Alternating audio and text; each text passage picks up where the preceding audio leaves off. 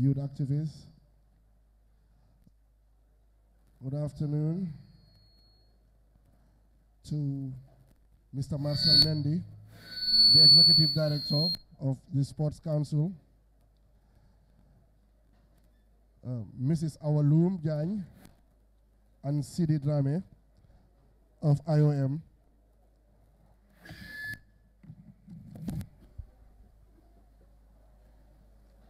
Thank you all for coming. A lot of energy.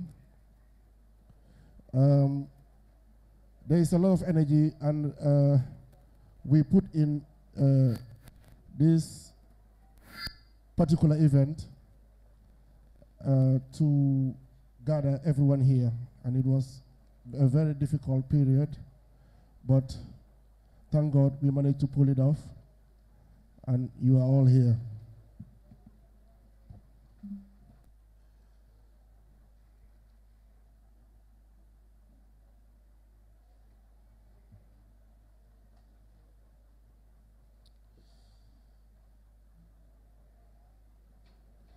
It is with great pleasure for Capital FM, the sound of a new generation, the biggest media outlet in the Gambia, to partner with DW on the migration 77% debate. So you are all welcome. The Gambia to partner with DW,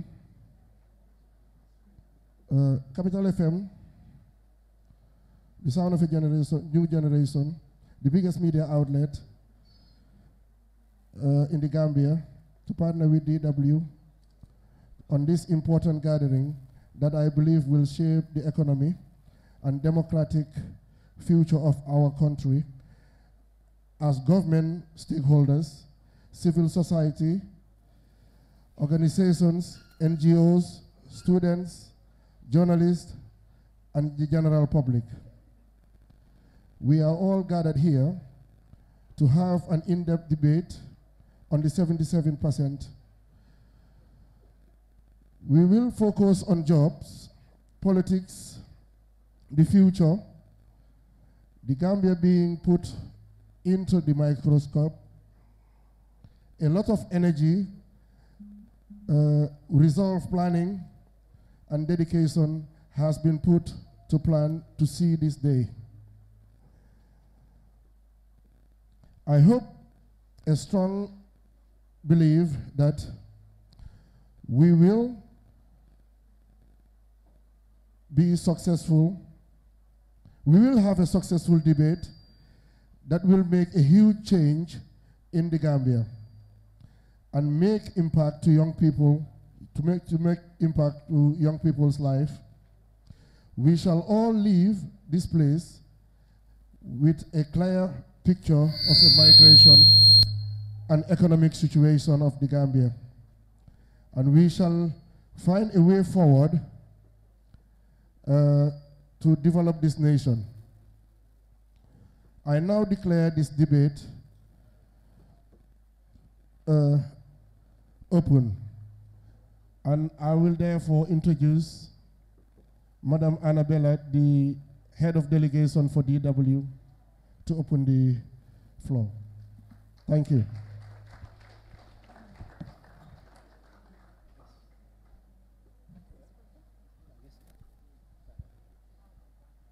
Thank you so much, Saul. Good afternoon to everybody. I hope you're enjoying yourself, even though we have some technical problems, and I'm very sorry for it. But it's so good to have you all here, and I'm so happy to be here at the Smiling Coast of Africa. It's my second time. We've been here last year at DW's, and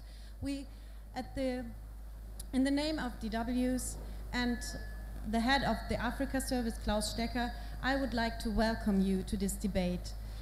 And first of all, I want to thank you, our fantastic partner, Capital FM, for helping us organizing that all. I want to thank all the media broadcasters, our partners who are broadcasting. Maybe need to check. Yes, I guess this one would be better. I think, yeah. Thank you, Shai. Okay. Thank you to iAfrica, Thank you to Hot FM, Abiyamo, and Fatu Network who are broadcasting. And of course, thanks to the panelists for being here and sharing their time. Last but not least, thank you, our audience. We're counting on you to be part of this debate and to ask the questions, urgent questions to our panelists and in an open discussion. So, the 77%, what's this all about? We as DW, we created a platform for Africa's youth because 77% of the population in the continent are under 35 and are at least represented. So on our platform, which includes TV, radio and online reports, we tell the stories of young Africans. We ask about their dreams, hopes and challenges, and we portray young Africans who are willing to shape the continent's future. As well, we have lively discussions on we have our town hall debates. So this year's town hall debate in the Gambia is the first in our series. We will be in Mali, Guinea and Nigeria later this year.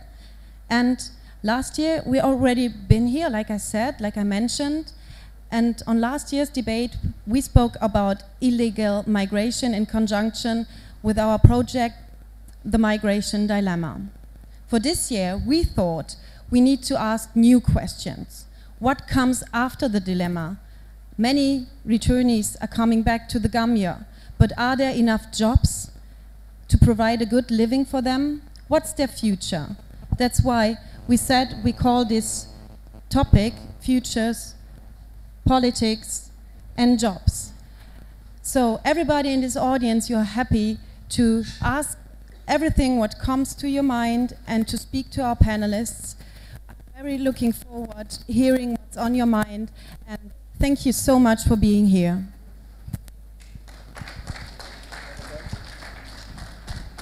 Thank you very much, Annabelle. And right now, I'll introduce my co-host. Well, I haven't even introduced myself. Yes, have this one. I haven't even introduced myself. I am Sehtijan Gay of Capital FM, and I'll introduce this beautiful co-host and coordinator of this very important program, Miss Edith Kimani. Oh, have this one, please. Hello, everyone. Oh, come on, guys. Hello. How are you? We are so sorry for keeping you waiting, but we hope that it's going to be worth your while. We hope to have a very lively discussion. Thank you so much for being here. I'm going to introduce some of the panelists who will be seated here. The objective is to ask them a few questions to open up the debate, but really this is about you. So prepare your questions based on what they're saying, and if you have any queries at all, we do have representatives from government here who are prepared to answer your questions. So without further ado, please allow me to introduce on stage my panel. We'll start with the youngest on the panel, Aliuba. I'm pretty sure the people in this room know him, a youth activist of Occupy Westfield. Most of you will know him for being very active in fighting corruption in this country. And of course, he has been mounting pressure on the government to provide public services. Mr. Aliuba, please join us on the stage.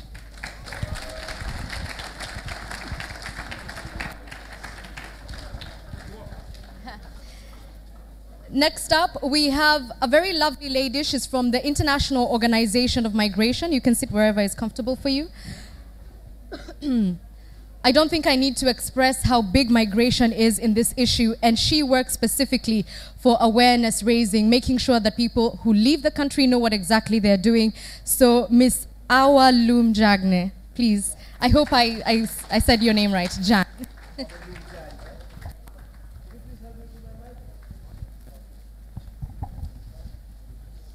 Next up, we have Mr. Marcel Mendy. He's the Executive Director, National Sports Council.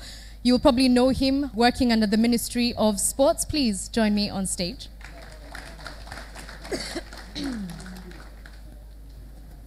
We also have with us the Assistant Director of Employment in the Ministry of Trade and Employment, Mr. Mamadi Damfa.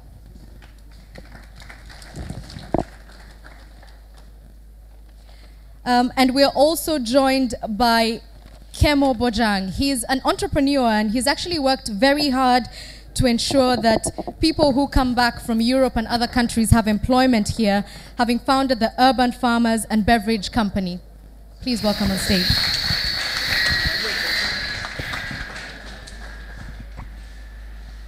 And finally, we have one more person from, oh, actually that's it, and the rest will be sat here. We'll be speaking to them from here. I hope you can hear me. Can you hear me?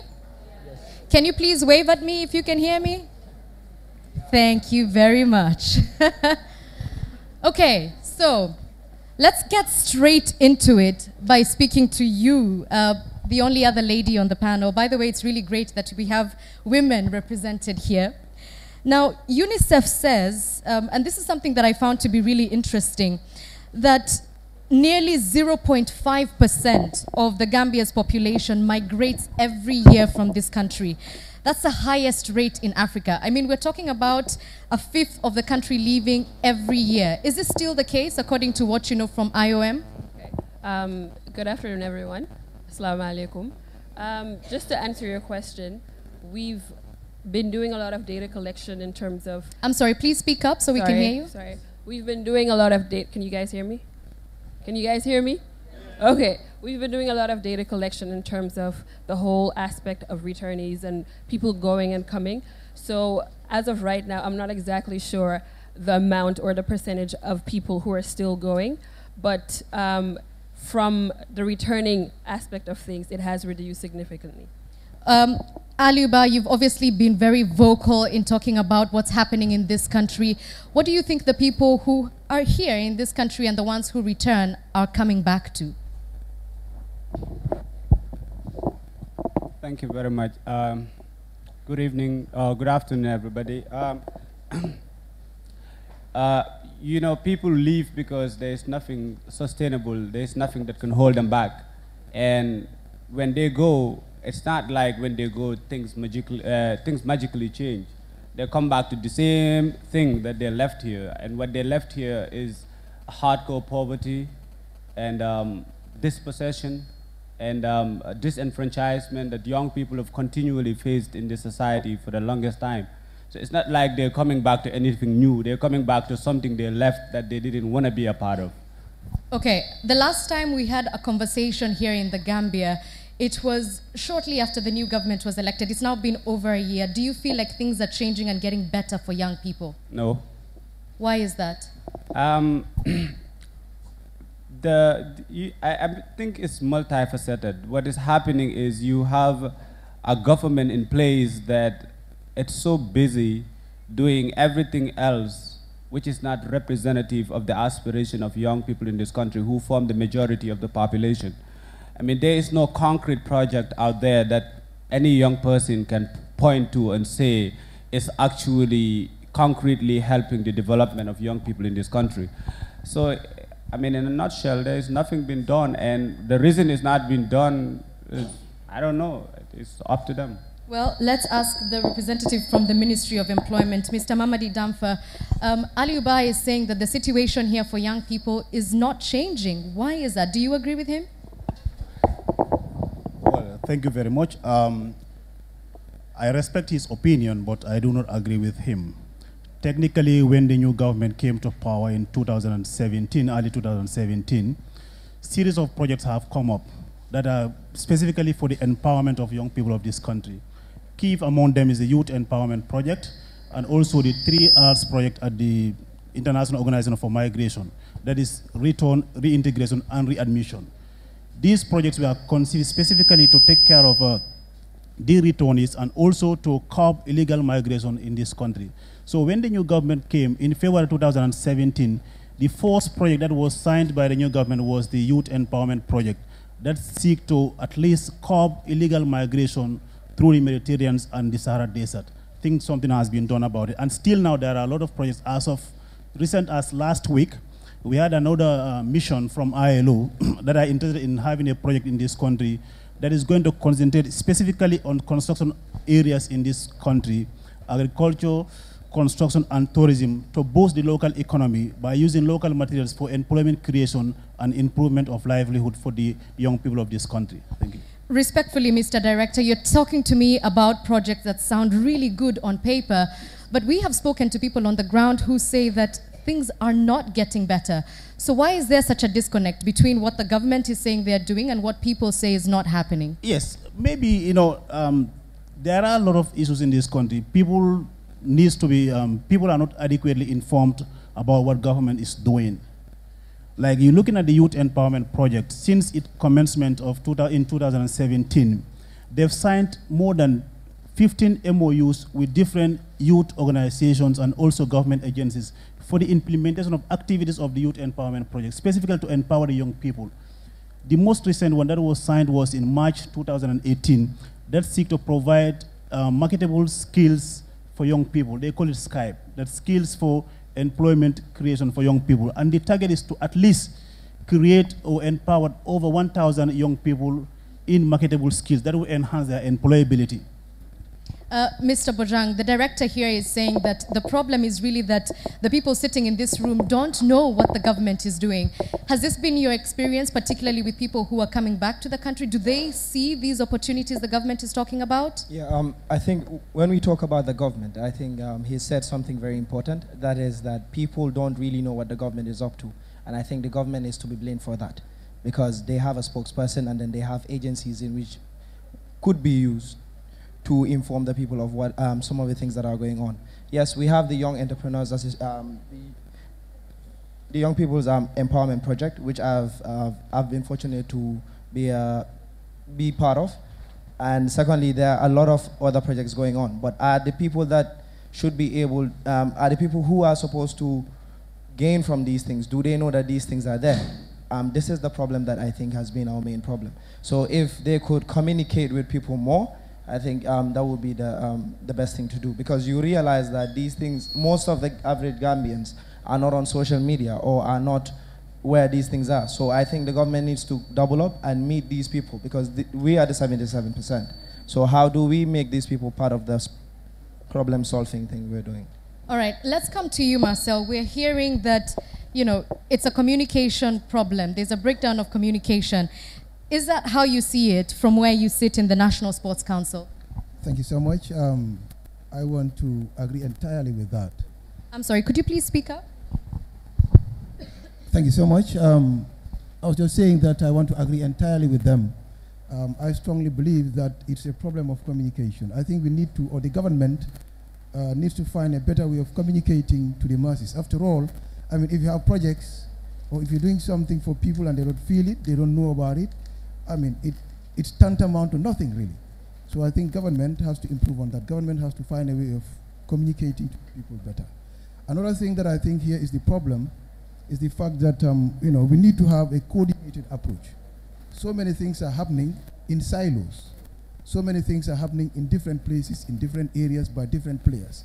But they are not necessarily coordinated. We have a sport that is responsible for the young people, but I can tell you for free that several things are happening even without that ministry. So I really think we need to work together as a ministry, as a government, as a people. We need to coordinate our efforts. I entirely agree with them. Okay, hello, you're still able to hear us? You're still with us?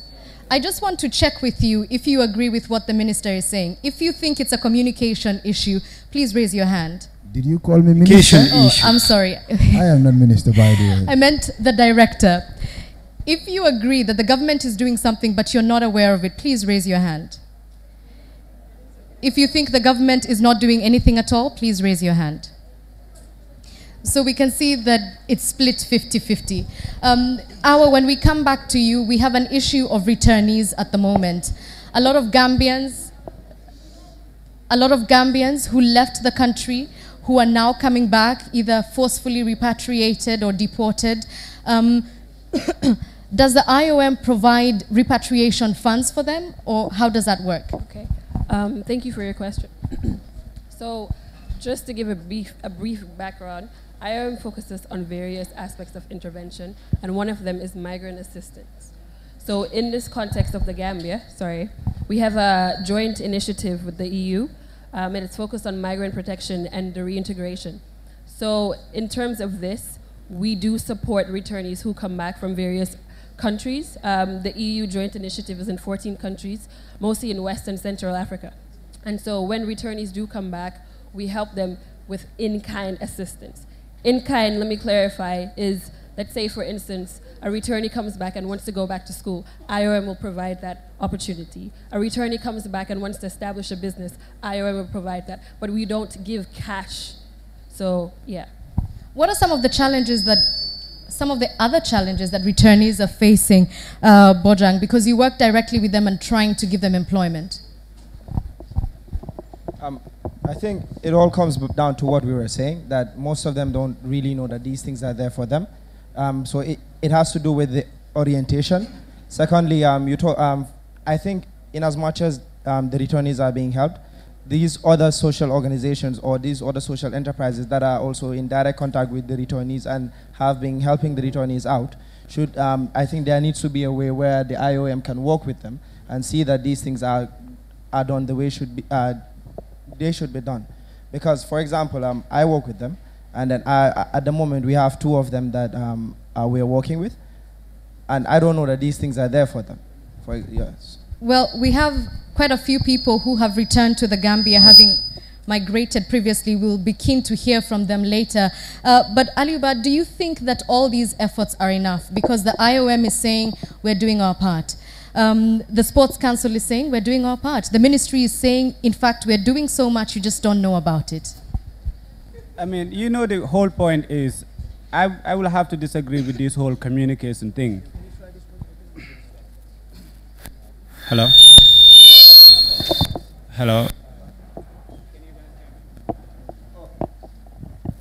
Actually, mine is worse.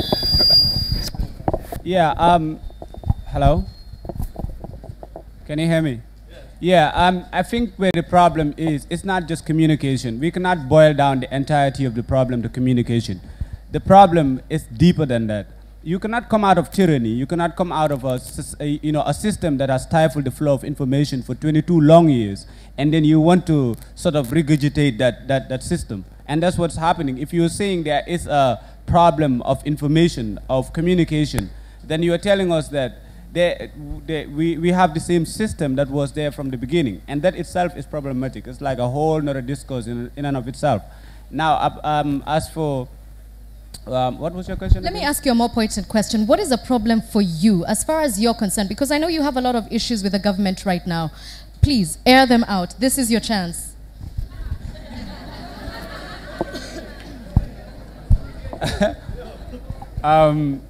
I don't want to come off as too bitter of a person, you know. I mean, I'm not really bitter. I don't hate the government of the Gambia, but suffice to say, I mean, my biggest problem with the government of the Gambia is that, first of all, you come into power and you keep invoking these newness. Like, every time people say, okay, it's enough, we are tired, you're like, you know, we are still new.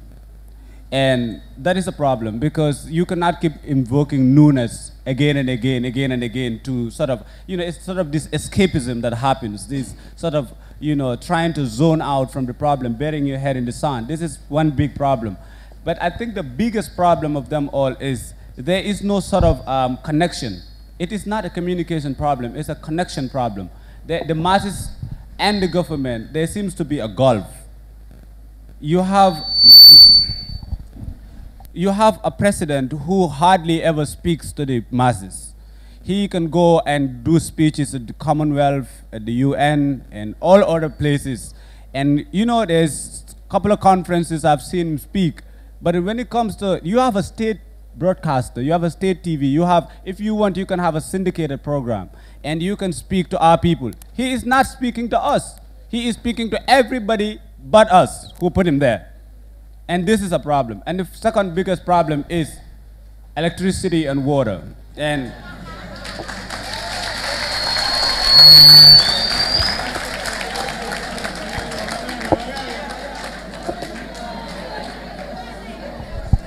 please, allow him to go on. Allow him to continue, please. You know, when you look at it, you know, me and Kemo were having a discussion when the lights went off, and he was like, oh, they vindicated you.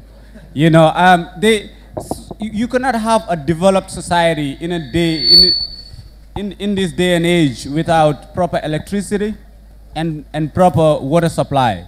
I mean, people in the Gambia are not saying, I mean, we are so accustomed to not having these services. We are not saying give it us 24 hours. We agree, you are new, you cannot solve it all, but give us something. You know, give us something that we can subsist on. And I think that's that's another major problem. Why am I sounding like that? But yeah, so you have, I mean, even the budget. Can somebody give me the figure for the youth in the budget? It was 0 point something, right? I mean, you have a youth population that trumps every other demographic in this country, and then you have 0 point something for them, and you still want them to sit here. You don't want them to die in the high waters of the Mediterranean. You don't want them to do the things they do. You don't want them to sell drugs. You want them to be good. You want them to be nice, to be comported, to be law-abiding. But the law is killing them, and they cannot do it anymore. The society cannot hold them back, and this government doesn't do anything. And this government doesn't do anything but and this is the problem, this blame game. Young people are continually seen as the nemesis, as the antithesis to their actualizing of a democracy. And when they were campaigning, it was the young people. This is a young people's government. Young people went all the way out so that this would happen. I mean, I don't want to keep dragging this, but I hope you got my point. Okay, let's give the director a chance to respond to that. So the first thing that Alibai is accusing the government of is saying that you're new, and he's asking a valid question. How long will you be new for? It's been over a year, and the question that I keep hearing is, what have you done in those plus 365 days that is tangible? Yeah, basically, I can speak only on like our ministry, what we've been doing, because we are part of the government, and I'm not shying away from our responsibility as a government. But technically speaking, for young people of this country, the Ministry of Trade, Industry, Regional Integration and Employment, in collaboration with the Ministry of Youth and Sports, have done tremendously well for the young people of this country since the advent of this new political dispensation in 2017. Having said that, because we have series of activities that are lined up for the young people of this country, and then we engage partners to execute some of those activities. Most of the activities have been executed by young people themselves. Among them, we have the Gambia Youth Chamber of Commerce, Gambia Youth and Innovative something. These are youth organizations that spring up as early as 2017 to make the implementation of some of the project activities under the Youth Empowerment project feasible and then achievable. And then in terms of communication, I think it is high time for us to be honest ourselves and then do justice to ourselves. My colleague here, Lyman Dabo, he has been doing tremendously well when it comes to youth activities in this country.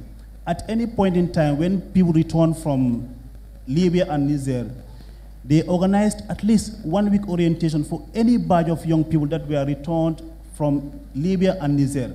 And then they make sure they have a Facebook page for their activities. Youth Empowerment Project also have a Facebook page for their activities. Added on that, there is always 3 months quarterly project steering committee meetings that informed key stakeholders about the development and the achievements of the project activities. So you see that the communication is left to us now, the young people, for us to also to be following what government is doing and then ask more from the government to do for the young people. But how often do we ourselves, we go to our respective ministries like Youth and Sports or the National Youth Council that is responsible for the young people of this country to ask information and make follow-ups? It's very, very rare. But surely, is it the responsibility of the people to come to the government to find out what the government is doing? Or is it the government's responsibility to tell the people what they are doing? This is what I'm saying. It could be both ways. Though not the responsibility of the people to come to government, but then what government is doing, like what I've already explained, we have ministries that are doing a lot and they make sure they publicize whatever they are doing. Okay, let's talk money now. In 2017, the European Union Emergency Trust Fund gave this country $13 million for the purposes of employment, specifically for young people. Now, Mr. Marcel, as someone who works under the Ministry of Sports, how is this money being utilized to ensure that there's employment being generated for young people? Thank you so much. I think I'll be more than delighted to respond to that question. To be honest to you, we have been asking the same question too at the Ministry of Youth and Sports. I mean, oh my God. You can use this one. Thank you. I had just said that I'll be more than delighted to respond to that question for the fact that even some of us at the Ministry of Youth and Sports, had been asking that same question. We are aware that this money was sent into this country for youth empowerment, but more often than not, some of these things that come for young people, except for maybe the minister or the permanent secretary knows, but some of us at the level of the satellite institutions, well, at the Sports Council, we are not aware of these monies coming to this country. If I say we are not aware, it's the fact that these monies, as far as we know, are not coming down to our level. We would have expected that some of the monies that had come for youth empowerment, for youth development, will be sent to the Ministry of Youth and Sports, and then now the ministry will say, okay, look, Youth Council, bring us A, B, and C project, or take this money, do that. Sports Council, do that. Build a stadium for the young ones, invest in the football league, invest in the volleyball league, so that our young ones will be encouraged and perhaps have some hope. But it's unfortunate that I can't really talk much about that money, but as far as we at the Sports Council are concerned, we have no idea as to where that money is gone to. Mr. Director, where is the money?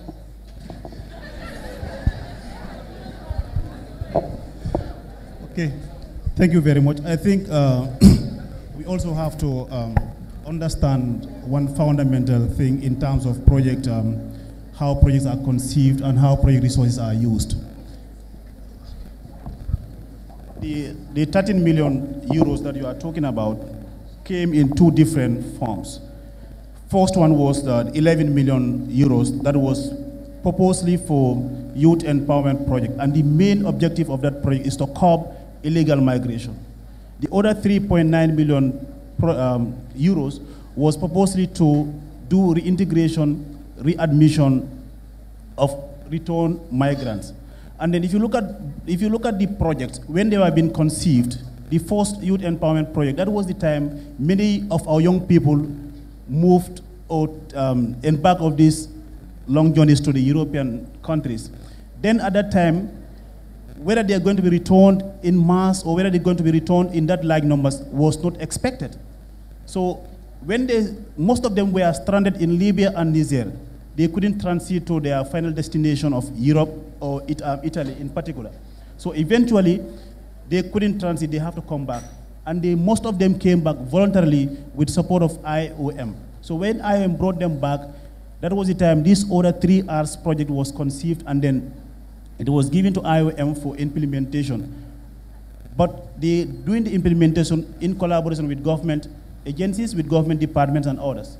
So where the money is now, what we are doing with, especially the Youth Empowerment Project, we are developing strategies. We've signed in MOUs with relevant stakeholders, including NYC, that's National Youth Council, including NEDI, National Enterprise Development Initiative, Gambia Youth Chamber of Commerce, and other, GAIPA is one of them, and other government departments for implementation of activities embedded in the project document. Currently, as I'm speaking to you, as of recent as in March last month, the Skype phone was established, and then it was signed. So now it's ready for implementation. The target of that fund is to train 1,000 young people in market-oriented skills to enhance their employability. So that's one of the areas that the money is currently going. Also the IOM component, which is responsible for the readmission, reintegration of returned migrants.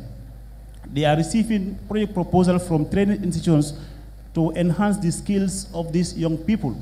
And at the ministry's level, we've engaged National Accreditation and Quality Assurance Authority to examine and certify these returned migrants who have relevant skills, but they didn't acquire it through the formal setting. They have these skills.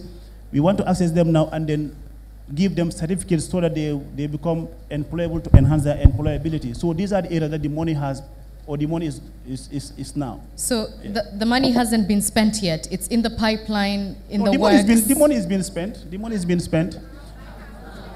Very good. No, yes, the money is being spent because if you look at the Youth Empowerment Project, it started operations in January 2017. As I'm speaking to you now, they've developed a lot of strategies to enhance the employability of young people. They've trained a lot of young people. Currently, they are working with National Youth Service Scheme to train over 200 young people in so different have they trained skills. them, or are they working to train them? That is the latest training that's been going on now.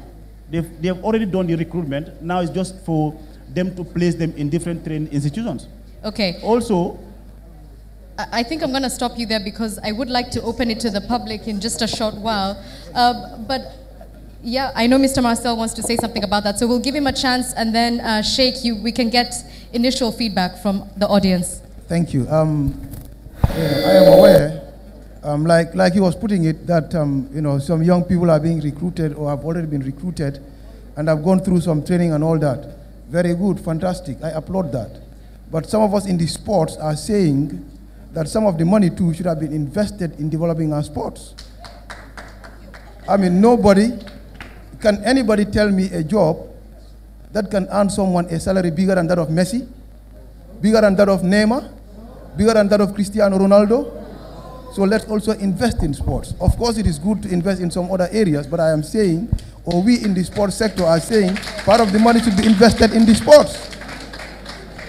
Okay, I just want to open up the conversation to the members of the audience. Right now, we're focusing on the issues of employment. What is the issue? Where is the disconnect?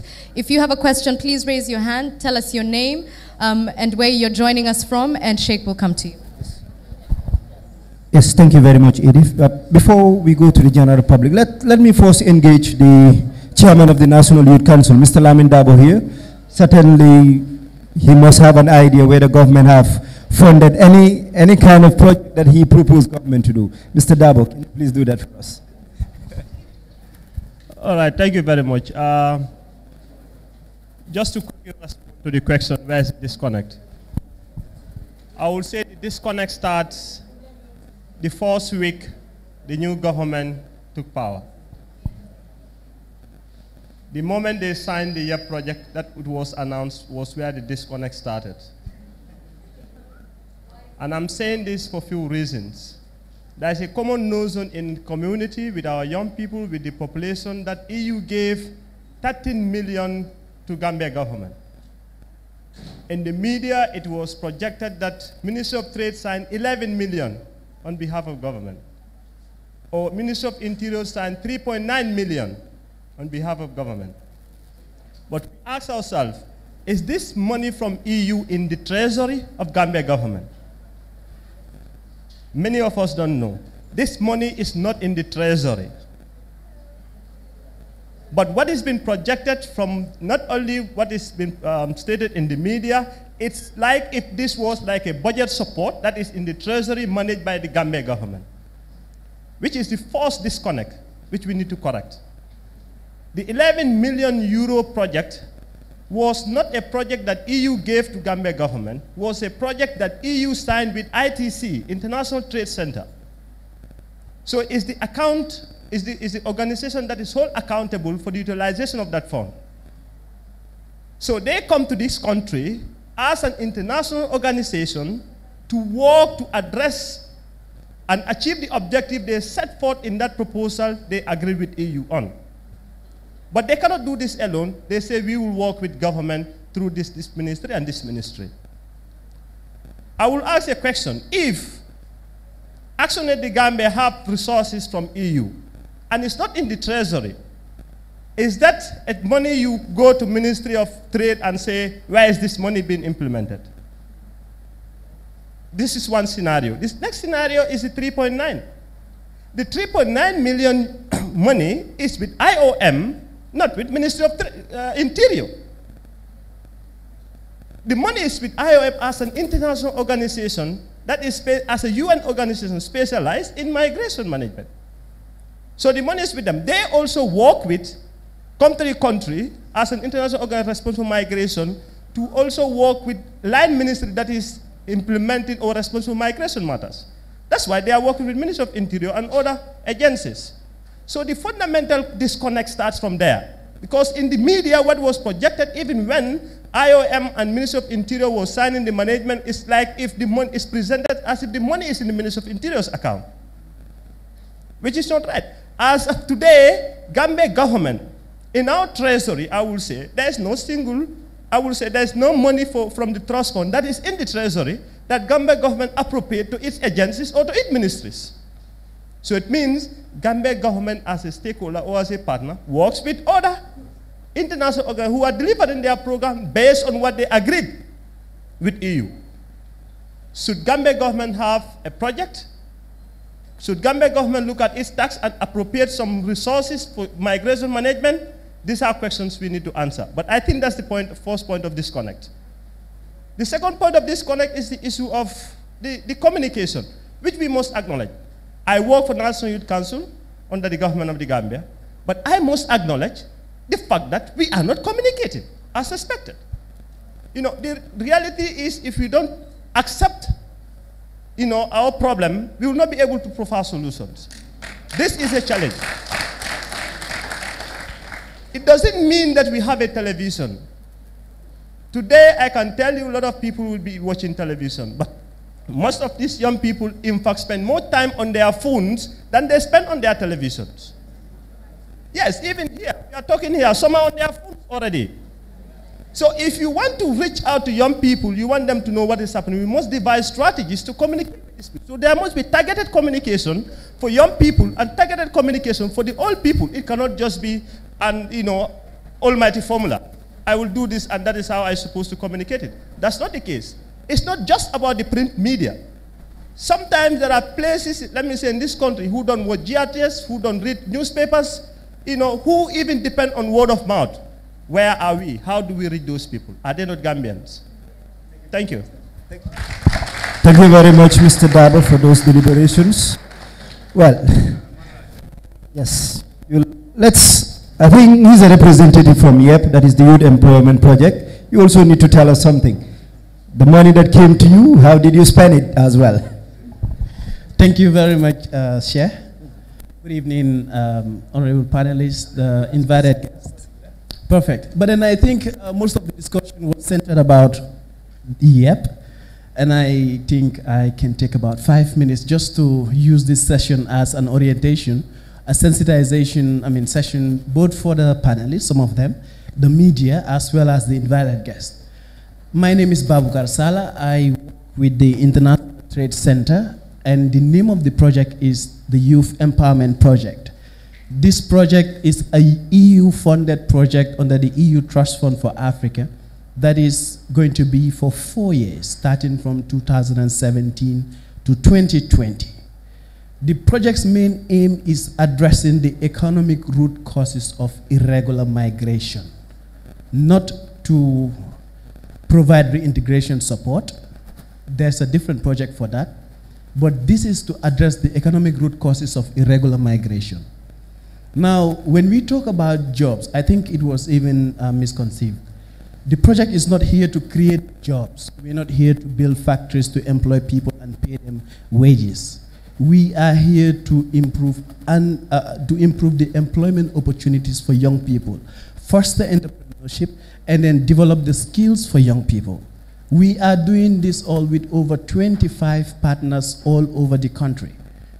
And then if I mean 25 partners, the Deputy Director of the Employment Directorate made mention of this. We signed MOUs with partners like the National Youth Council, Startup Incubator, GTTI, NYSS. Who doesn't know these institutions?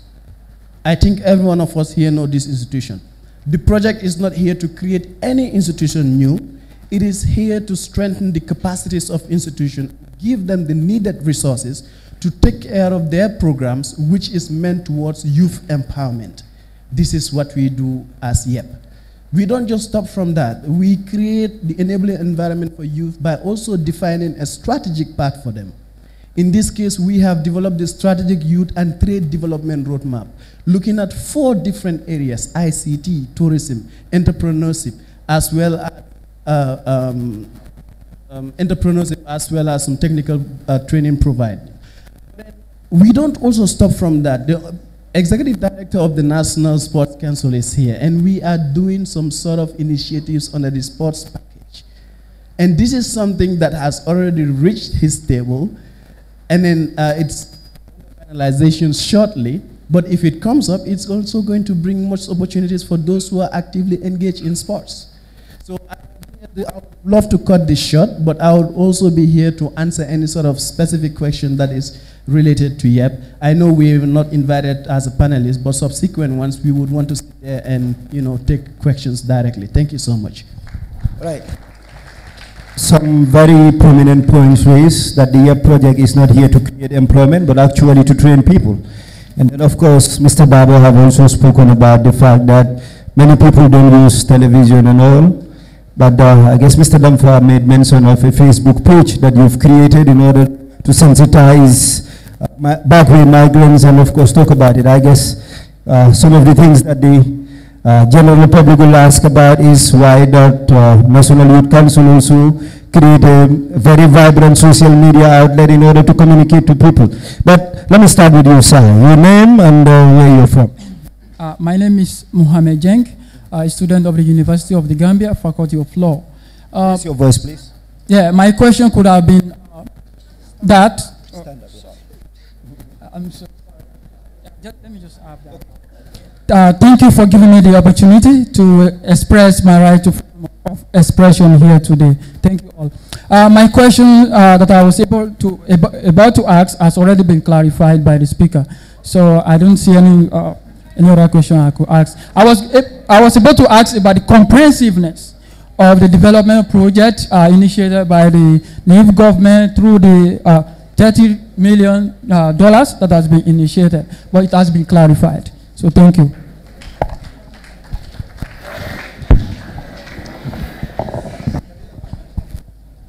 I think I'll have to be a little bit gender biased here. I have to talk with, right? Yes, I have one lady here. I'm sorry, guys, ladies first, Yes, I'll relay your message. Yes, stand up, please. Okay, thank you very much, Sir, for giving me this opportunity. I want to say something. My name is Saini Sisa. I'm the National Women's Coordinator, developing women's football in the Gambia. I'm very happy to be part of this debate because it's very important to know as a youth what the government is doing for the youth. I will concur with Marcel Mende because the Executive Director of Sport Council, because football is something that many of the Gambian youths can do because we are gifted when it comes to talent. But most of the time, if we are saying youth, we are neglected, 100%. Because most of the time, you can see what Marcel is saying, you have volleyball, you have basketball, you have football. You have many other sporting associations that are in Gambia right now. Why not the government help? And I'm hearing some amount of money, $13 million, 30 million euros, something like that when it comes to development of youths. Sport fraternity also is very important for the government also to look onto. My question is, those projects that is stated by the Director of Trade, I think, is those projects have been stated, we have project so-so, we have project so-so. Are those projects proactive? Because as for me, I have never heard of those projects. And as for me, I have not seen those projects where they are proactive. Number one.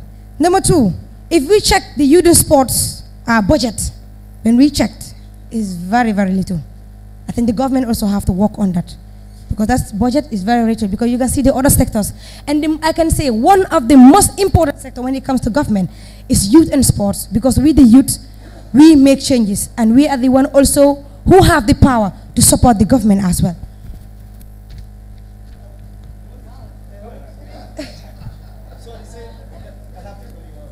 Okay, thank you. Those are my questions. I have a lot of questions to ask. Yes, I'm sorry, Seri. Well, I guess your question have been well documented, and well, I need to go back to the panel. So, your mic? Okay, so thank you for your lovely speech. I would like to encourage you all to minimize your statements to about 30 seconds so we can keep it moving. But I think the question of what the money is doing and where it's going has clearly been addressed by the gentleman who's in the audience there, and I think it's fair to say that he has responded to it. Correct? Okay, so I think now we can address the issue of politics. A lot of people are saying that the idea of employment has been politicized. Now, I don't know if this is true, Mr. Director. I have to come back to you because you are a government representative after all. Rumors that the government ministers have signed repatriation agreements in return for development funds. Is it true that Gambian politicians are getting into agreements so that their people are sent back just so that you can get funded as a government? Well, I think as far as I'm concerned and as far as I know, I'm not aware of any such agreement being signed by the government of the Gambia with any country or any international corporation, as far as I'm concerned. There was a lot of hope, Aliuba, when Adama Barrow's government came into power, that things would dramatically change. And now that the political space has been different, you called the previous one a tyrannical one, and it's safe to say that now you have lots more freedom. What has changed for young people as far as that's concerned? I just wanted to, I just want to address this whole YEP and them funding institutions just briefly before I get to the question. There is this rigid bureaucracy in these organizations, and most of the time what happens, you give them funding to develop themselves, not the people they are representing. You have the National Youth Council. I mean, honestly, the National Youth Council have been disconnected from young people for a long time. And you give them the money, they improve their staffs and they maybe increase their salaries, not really improve the lot of young people. If we are, can you hear me? If we are going to improve the lot, I mean, this is a very difficult conversation and we need to be very clear with ourselves and we need to be very frank and righteous in what we are saying about this thing. If you want to improve young people through fundings that actually have a very complicated relationship with how young people are perceived and represented, then we have to interrogate these things and we need to be very clear about it. If you want to improve young people, you give them the funding. You don't give it to institutions to give them. That has always failed our people.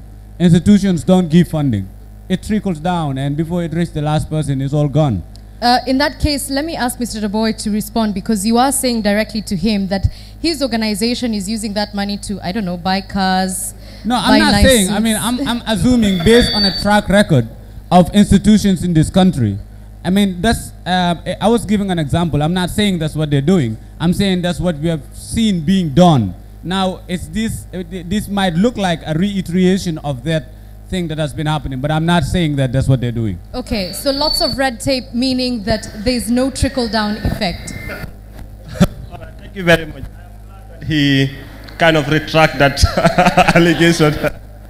I just want to say that monies usually are given to institutions. From EU, they will give it to ITC, or they will give it to government.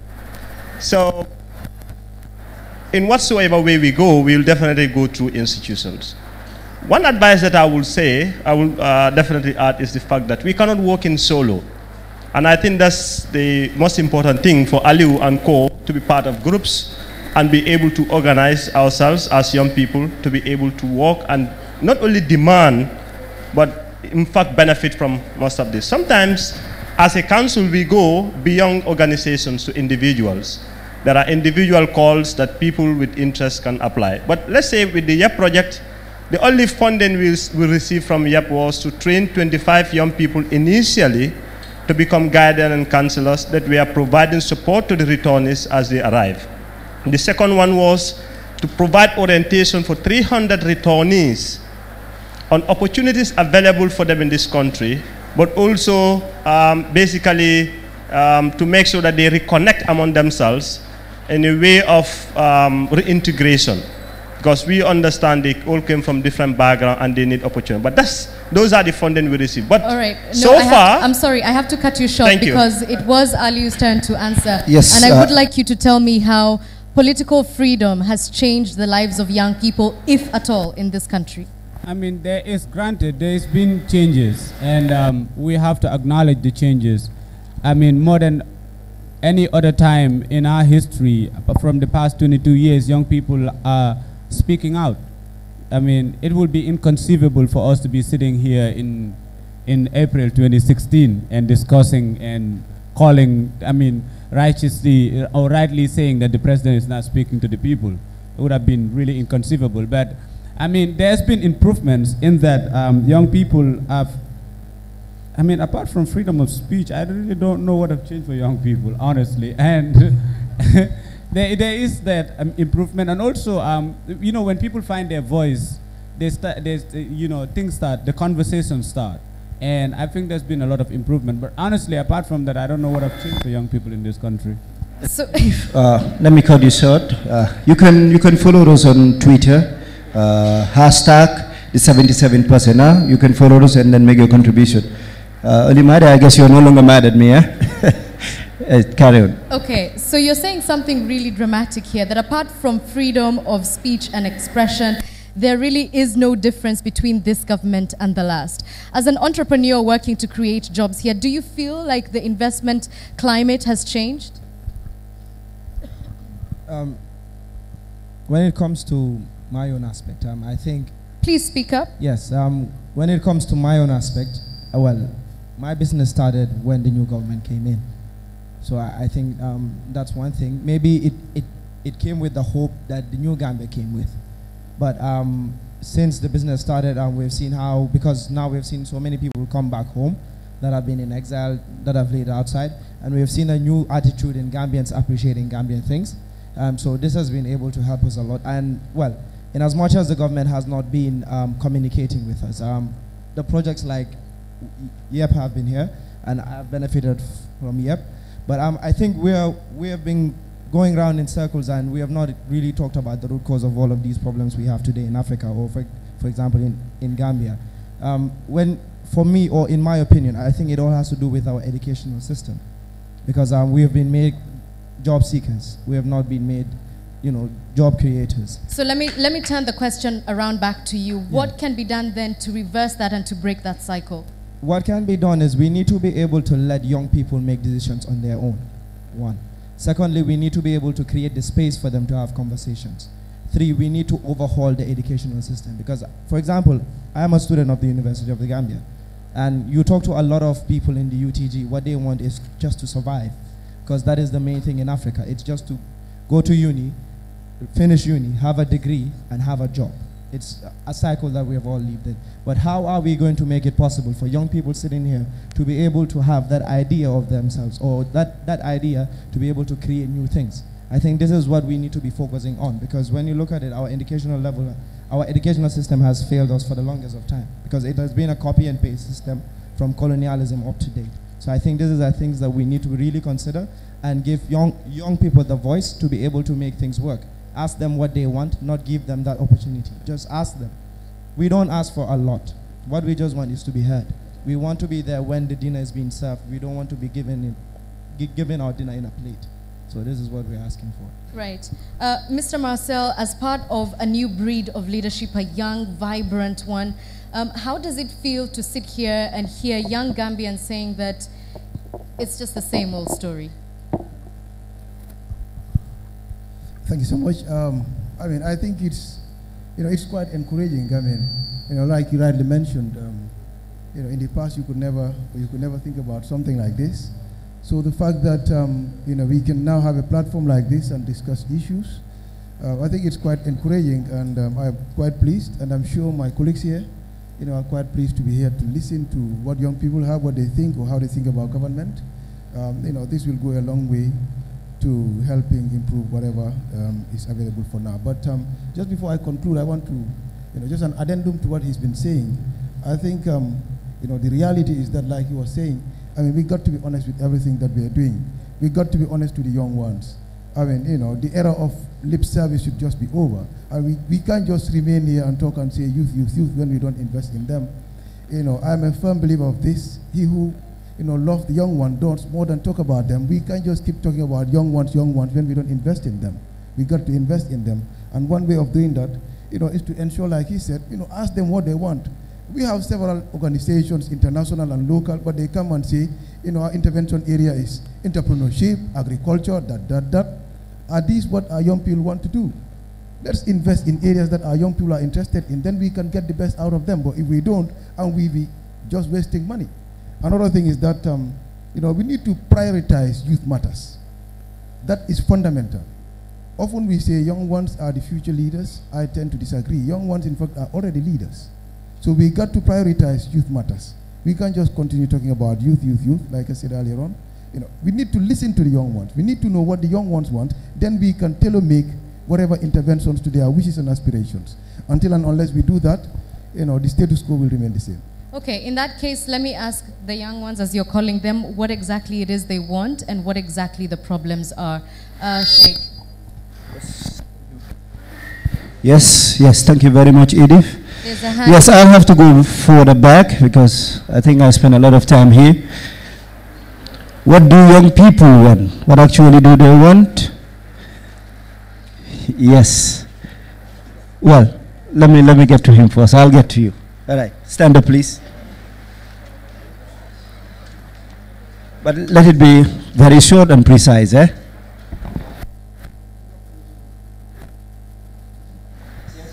Good afternoon. My name is Hassan Isani from. But what I wanted to say is that our football right now, it is crumbling. Therefore, they need to increase on the football aspect in order to support the Minister of the Youth and Sport, so that they can embark, so that they can support our football. Every time I listen to Capital FM, I knew that the football is crumbling very well. So therefore, the ministers, everybody all those in the high degree there need to support this football in order that youths can embark on football. Therefore, some of them are talented. They can just go and play football and see them in the high heights. But if you just want to sit down and then just talk about something else, it is nothing, absolutely. Sports, football for that matter, there are reports that for 4 years government have not spent a dime on our national teams. I'm not saying it, people are saying it. Yes. Okay. Good afternoon. My name is Alan Keke Bojang, the student of the University of the Gambia. Well, I am not going to ask or to answer what I want. I want to throw a question to the lady over there, IMO. Just recently, yes, International Organization of Migration, just 2 days back, that was on Monday, I received a call, day before that, last week in fact, I received a call that I should answer to IMO, that one of the kid brother within the our neighborhood went to one of the, was in Libya, in fact, and came back. So we did some paper transactions at their office. And unfortunately, it is about 6 months, they were not able to receive a dime from them. And in fact, when I went to the office there, I found a lot of young people there who were very frustrated. Some, in fact, are saying they spent almost a year. They have been going and coming back and forth. Nothing has been settled with regards to what they are supposed to be given. So I don't know what IMO is doing in order to reintegrate them into the society, because if you brought somebody back from that tedious journey and the person has to stay for almost a year or so to wait for the person to be integrated into society, I'm not seeing anything being fruitful in that case. So I think your office needs to brace up a bit and fast track some of those things to be able to reintegrate our people, most especially our young people, into the society. Please, you can answer that, please. Thank you very much. That is noted, and then we'll come to that. Let's have 1 or 2 other people to talk. No, I'll not give you any privileges. I'm sorry, I'll get back to you. Let me talk to this guy. Mr. Awa, Mrs. Awa. Good evening. I am Anthony Mendy, a student of the University of the Gambia. Today, this program is a success because the foundation was laid strong.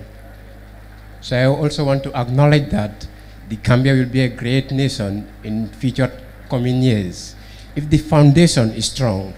And what is the foundation of the Gambia? We are here talking about the younger generation. We are just saying the youths. But when you are talking about the youth, do we actually consider the chairman? I think the chairman is the foundation of the Gambia.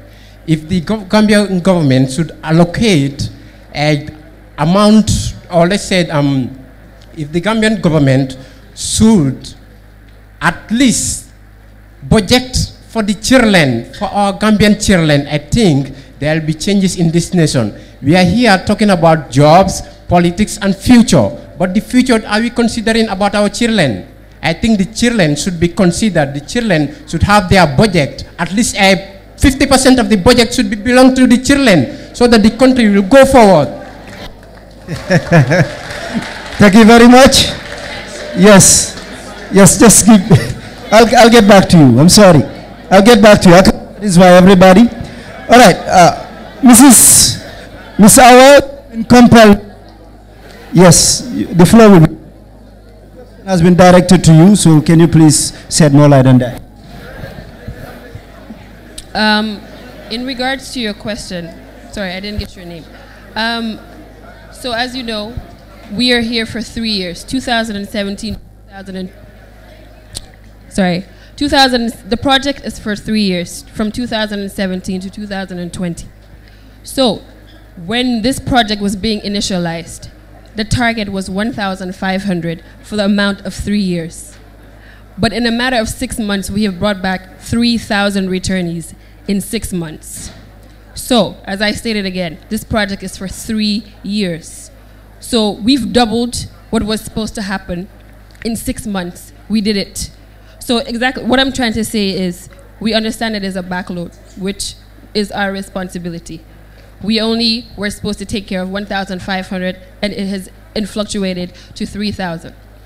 There is a backload, but IOM is doing everything they can to address all issues. Because when you think of it, if a returnee comes today and they want to establish a business, as I stated earlier, it is in-kind assistance. So I am not directly giving the returnee the cash to go pay for various things, right? So when that happens, IOM has processes, right? It won't take me about 1 week to process everything for the returnee to go. So just to answer your question, yes, 6 months is a long time for someone to wait for their package, but it is a process and we're working on it. Yeah.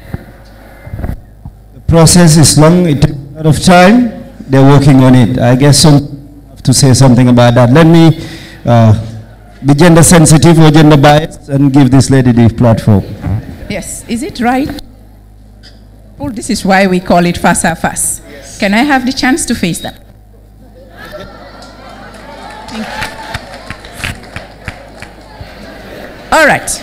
I think it is necessary, but my name is Christiana Jata of the Gambia.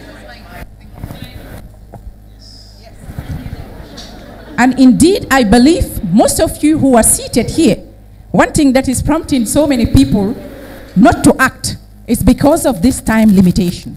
Because you really want to hear our consent based on this, because this is something that is going to happen once before you even hear such a people calling us to talk to them. So can you give us the opportunity to air out that which is in us? If you allow me, I want to. Thank you. Right. So, the first thing I want to look at, I believe most of the youths who are here, I am a graduate since 2014 from this university. And indeed, most of you would be surprised to ask the question, who is this lady? Most of you thought I was a business girl. I sell wonjo and ginger in this university, up till date. So this is why it is a surprise. But the fact of the matter is, if the government is to declare that they are doing something, it is good to analyze well. If it is about percentage, 100% is what we always say. But I will give them 1%, and I can justify it. Yes. The 1% I am giving is because of what? The chance of standing here to openly confess what I have in heart. That is why I said 1%. Apart from that, I wouldn't have said 0. Yes. Now, let us look into the matter of what? They are using the excuse of 1 year to cover up. What is that? Can we talk about security in this country?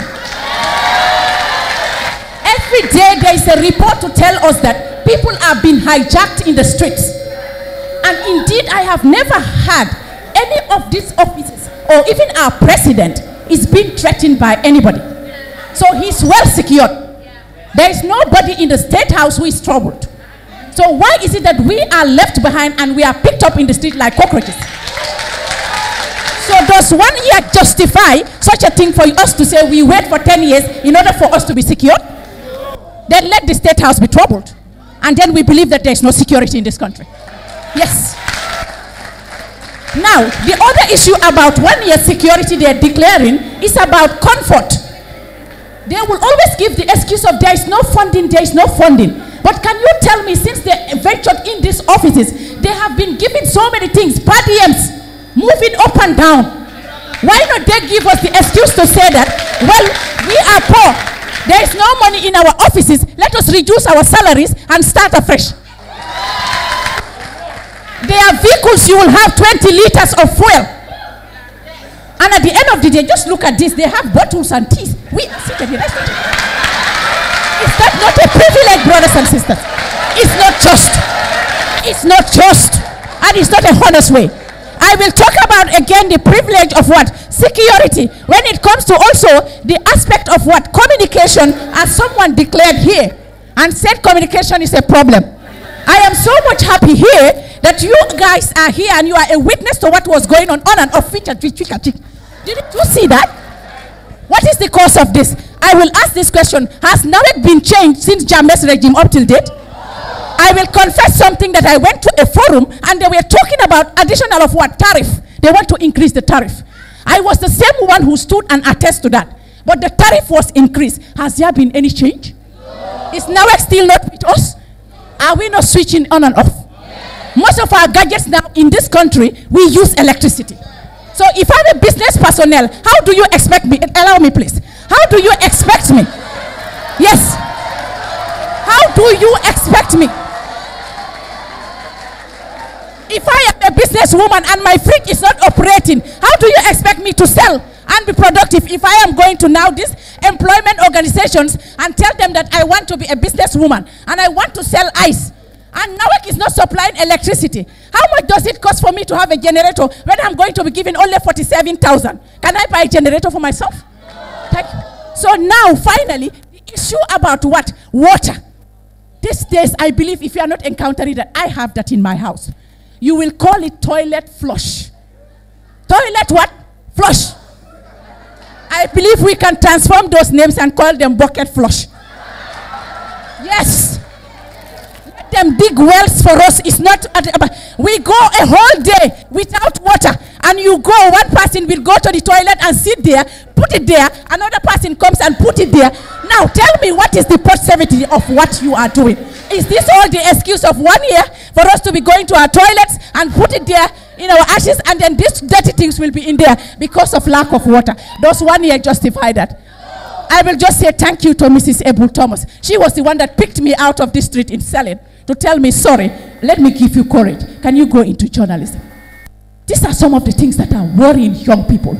I have so many other things to say, but just because of time, can we think about this after the class? Thank you.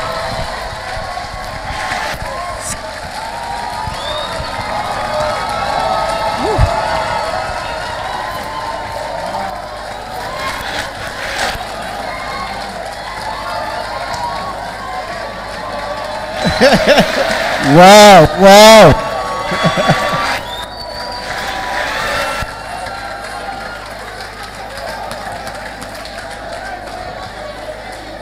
Okay. Okay. Hello. Hello. Hello. Hello. The debate has officially begun. Yeah? Okay. Okay. I don't even know if we should take more questions or if we should ask the director to respond. Yes, we should have the director respond here. Before we have the director, I just have some few comments from media. No. Yes. I think the director should respond Okay, because, all right. yes. All right. I think Christiana has expressed herself very well. Hello. Hello. Christiana has expressed herself very well, and I believe she's speaking for most of the people in this room. And she's saying that the excuse that it's just been 1 year, that's just not good enough anymore. So, what do you say to Christiana and all her issues? Yes. Thank you very much. I think it is a genuine concern. As a government, it is our responsibility to make sure we improve the well-being and livelihood of every Gambian, irrespective of where you are, what you are doing. It is very good that people express their opinions, their views about how the government is doing its affairs. But one thing that is very fundamental here is we are not giving, or we are not giving any excuse of why things that you made mention are still happening. Erratic power shortage, lack of employment.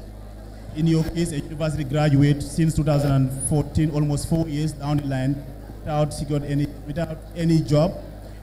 We've shared your frustrations, and we know how bitter it is to go to university for 4 good years and then get out of university without job. I think what is important is it is the responsibility of the government to provide an enabling environment that will enhance people's employability across the board. Once you have the required skills and the ability, in respect of your physical status, you should be employed by the government. But then we have to understand one fundamental thing. Government cannot employ everybody. And then in most cases, if in any given country, if government is the major employer, then the economy has a problem. Private sector should be supported and should be encouraged to become very vibrant, to enable more employment creation, creating opportunities. This is what we are doing at the government level. We are partnering with we are encouraging public-private partnership to ensure the private sector create more employment opportunity. Some months ago, I think early January or February this year, the Gambia government have partnered with TAF Construction to create more employment opportunity for the young people of this country. That is being done. And we have significant number of Gambian entrepreneurs that are relenting, or that are not relenting on their activities to make sure people have employment opportunities. A good example is early this year, QCell opened QTV. Imagine how many employment opportunities would that create. So government should create the enabling environment that will enhance the development of the private sector for more employment opportunities being created. We have to.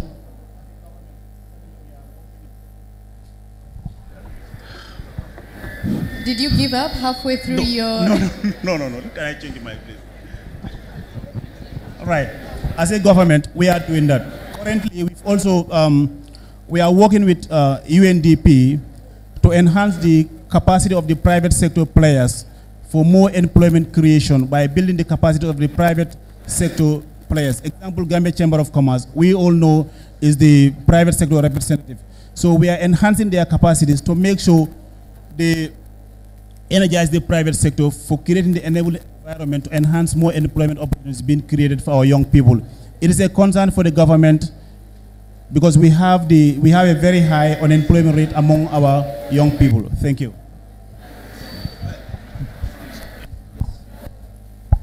Yes, thank you very much.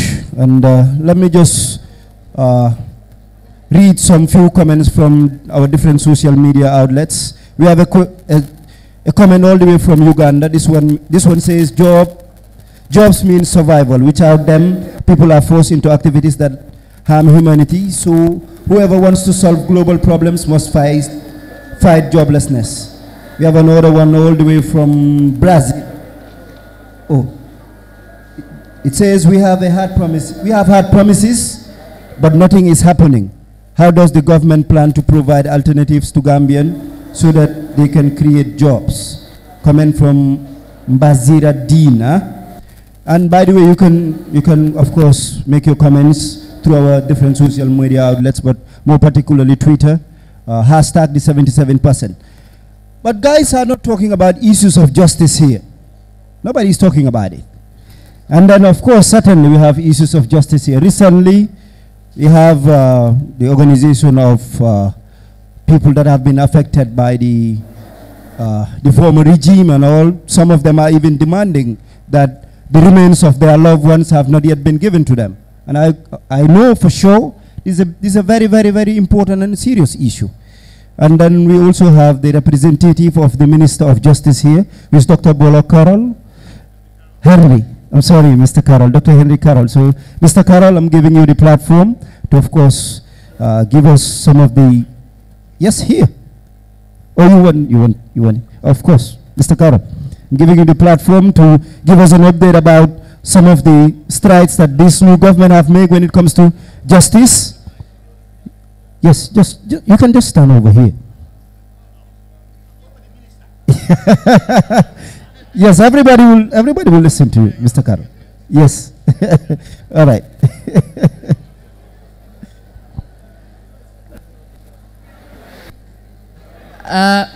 It looks like we have an exchange of panelists now. No. Are you running away from the hot seat?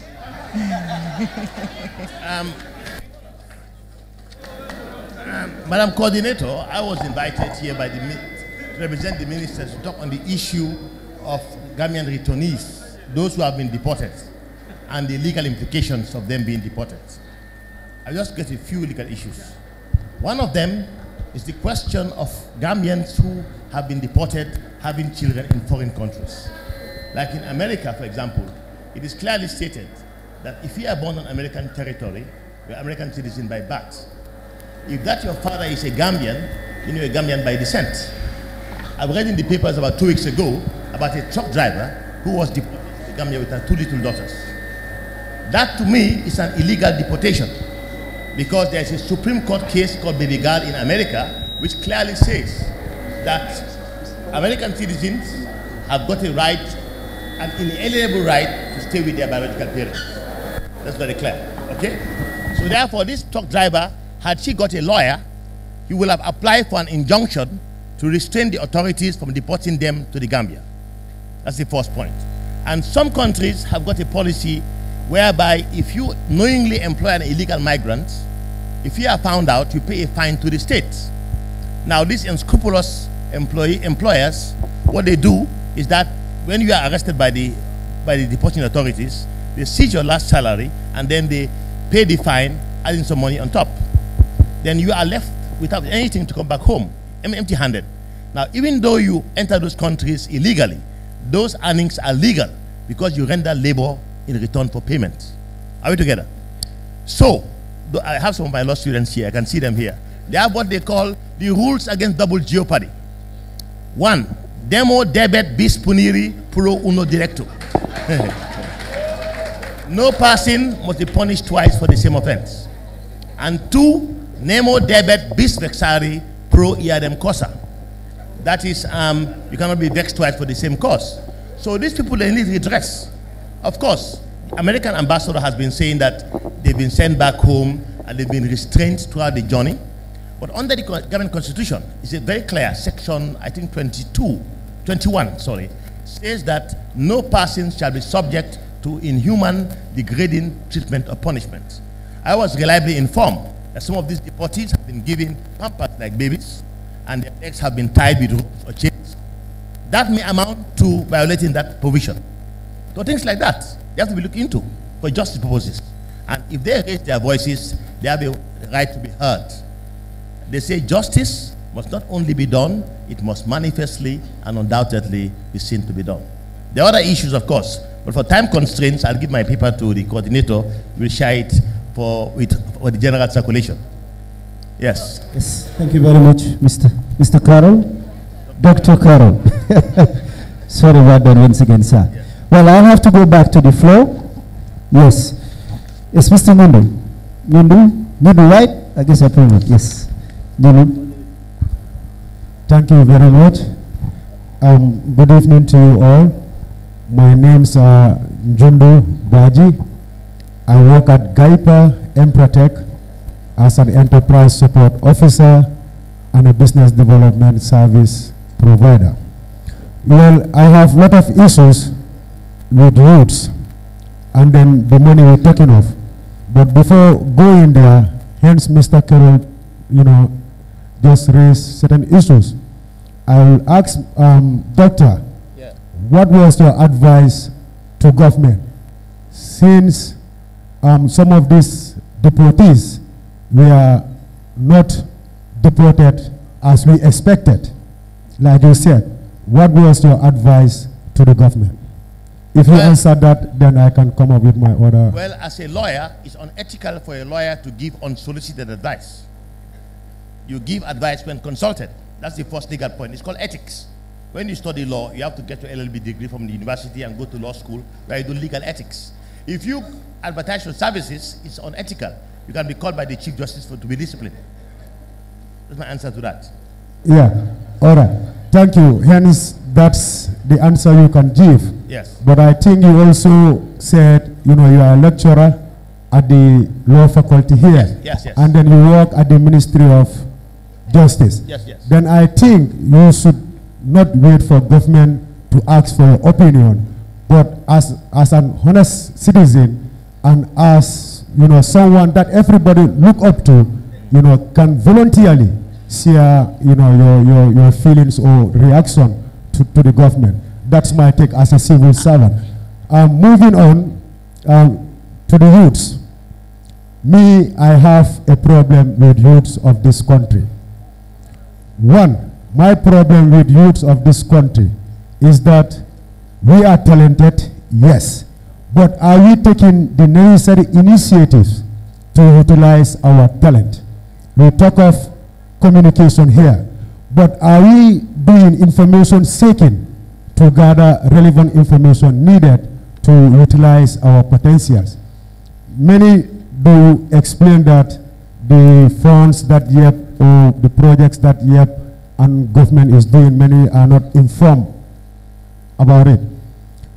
Youths of this country, most of us, yes, we are busy with our telephone, but do we take time to even watch our national TV? Do we even listen to daily news? Do we even find out what are the opportunities available?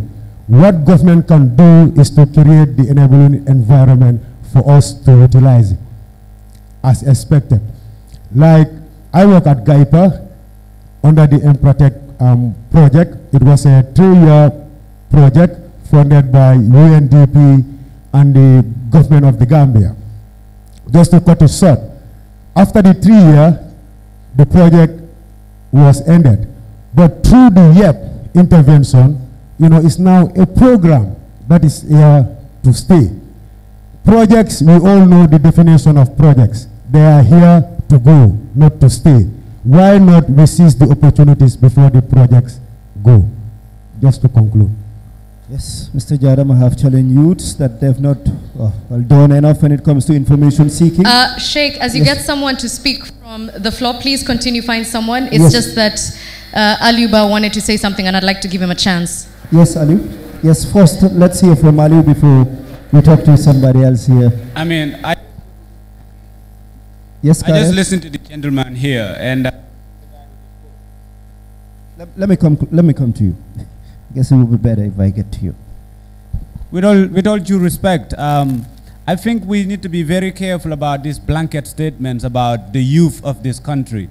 There is a lot of things that have been done by young people in this country every day. I mean, and one of the most frustrating things about the whole issue is how young people's commitment to change and their commitment to development, their commitment to do something, is being continually erased by the government and by the people affiliated to the government of Gambia.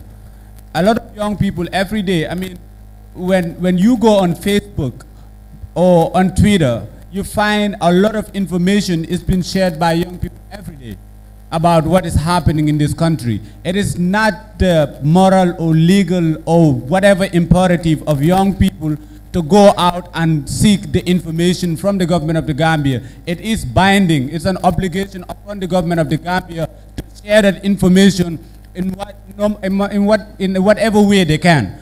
I mean, the world has evolved. GRTS doesn't give what it takes for me to sit down and watch it. That is just the God honest truth. So if you are committed to sharing information, you will seek avenues where you can get hold of the people. You know, it's as simple as that. If you are committed in sharing your development projects or what you are doing and what you are trying to implement, you can use Facebook, you can use any of these mediums, and then people will know about it. But you don't expect people to be content in using these mediums that nobody is watching. Nobody has time to watch GRTS. Honestly, what is there for people? What is there for people? The opinions of Aliba. I can tell you what. Not many people here watch GRTS. That's the hard fact. Let's just make a survey here. How many of you watch GRTS daily here? Daily, on daily basis. How many of us watch GRTS on daily basis? Then the MD have a big job to do, eh? Yes, I promise you I'll get back to you. Let me come to you.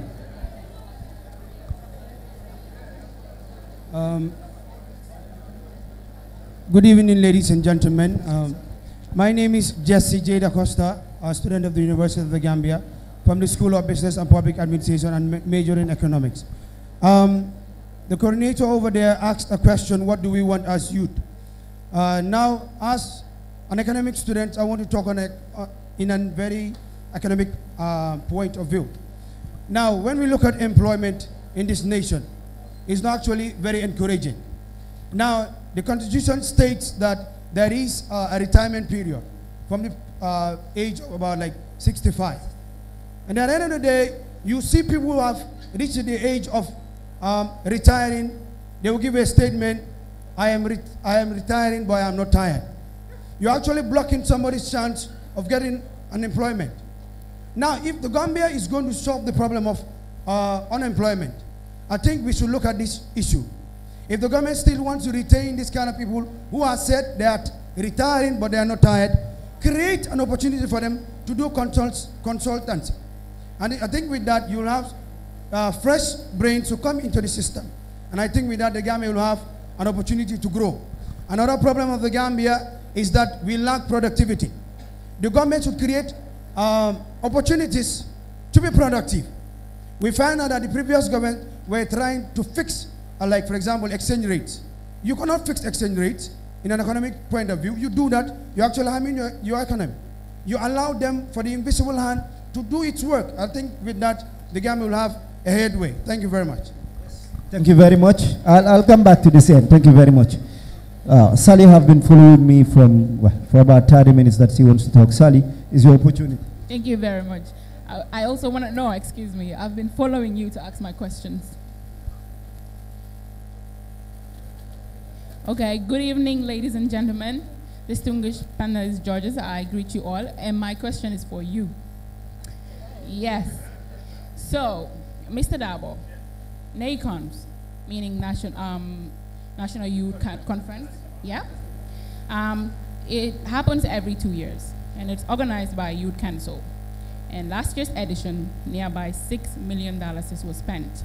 So my question is, how does NACONF impact the life of young people, considering the amount they spend on all these events? And I've never heard any young people that has participated in this organization, this program that said, came out with so for NACONF. Thank you very much. Very valid and timely question. I must say, first of all, you saw in terms of the money is the budget. So there is usually a difference between what is projected to be the cost of an event and how much is accrued in revenue to finance that activity. I must say, yes, we have a lot of people who gave us in-kind support, but the money we received from government to support NACON, bringing 2,000 young people together, was $2 million. However, we received in-kind support and other payments from others. Yes, mic check. I think this one would be better. Who were supporting the event. I must say that it is the biggest event of young people in this country. Every 2 years, young people from across the country gather together to do few things. One, we have a conference where young people used as a platform to directly interface with our duty bearers. In this country, I will say already we are talking about the disconnect. We don't have a platform where we engage people we put in office, where we engage authorities. So NECOF 1 is used as a platform where we have that direct interface with these people to speak directly to them our concerns and issues that affect us. Second, at the level of the conference, is a platform where young people among ourselves from across the country, not only the combo or not only the rural, have the opportunity to sit in the same classroom to discuss issues that affect them, which they usually take home to engage their local authorities or even within their youth organization. Because you have different youth organizations that comes together to be part of NECON. Apart from within the conference, there are resolutions that also come out of the conference. And these are resolutions that articulate the shared or the common wish of young people of this country to say this is some of the things we want to do. And this is the things we call on government and development partners to support us in. And this is one result that also come out of. But beyond the conference, we have what we call the sporting component. You have young people. We create the audience. We create a platform for them who come and manifest and exhibit their skills in terms of athletics, in terms of football, in terms of basketball, almost all these sports, including indoor games, draft, and others. So NECOP is one platform where young people showcase their talents. It's one platform where young people who would not have had the opportunity to come at a national stage to exhibit what they can do in any of these sports. So we give that opportunity to them. Thirdly, we also have what we call the academic. We have a lot of young people who are doing very well in terms of debate, in terms of quiz, in terms of spelling, in terms of others, but we don't have a national platform yet to provide opportunity for them. So I must tell you that NECOP is one platform where we get all these young people from across the country come together and compete in various platforms. And we did that in the last NECON, where young people were awarded who become the best debaters, who become the best in poetry or into quiz or into other areas. But you have arts and culture. We have our young people who also come together in the NECON where they compete on different traditional masquerade that we are not even aware of. The Kankurang, the Suta Kankurang, and you name them, the Geses, the Mamamparas, and the Kumpos. Some of us don't know. So NECON become a platform where we also orient and expose young people of this country to some of those cultures and traditions. Beyond that, what happened is to ensure that you, me, government, and all development partners to see this is the shared position of young people. How do we use that? Then it becomes bottom-top, then top-bottom to deliver service to young people. Thank you. Yes, basically, the money disbursed for NECON was spent on sports and the conference as well. Many resolutions have been tabled out, but how many of them, of course, were executed? Let me hand over the mic to this gentleman. Well, I'm giving you 1 minute. Assalamu alaikum. My name is Solomon, and I want to ask this question.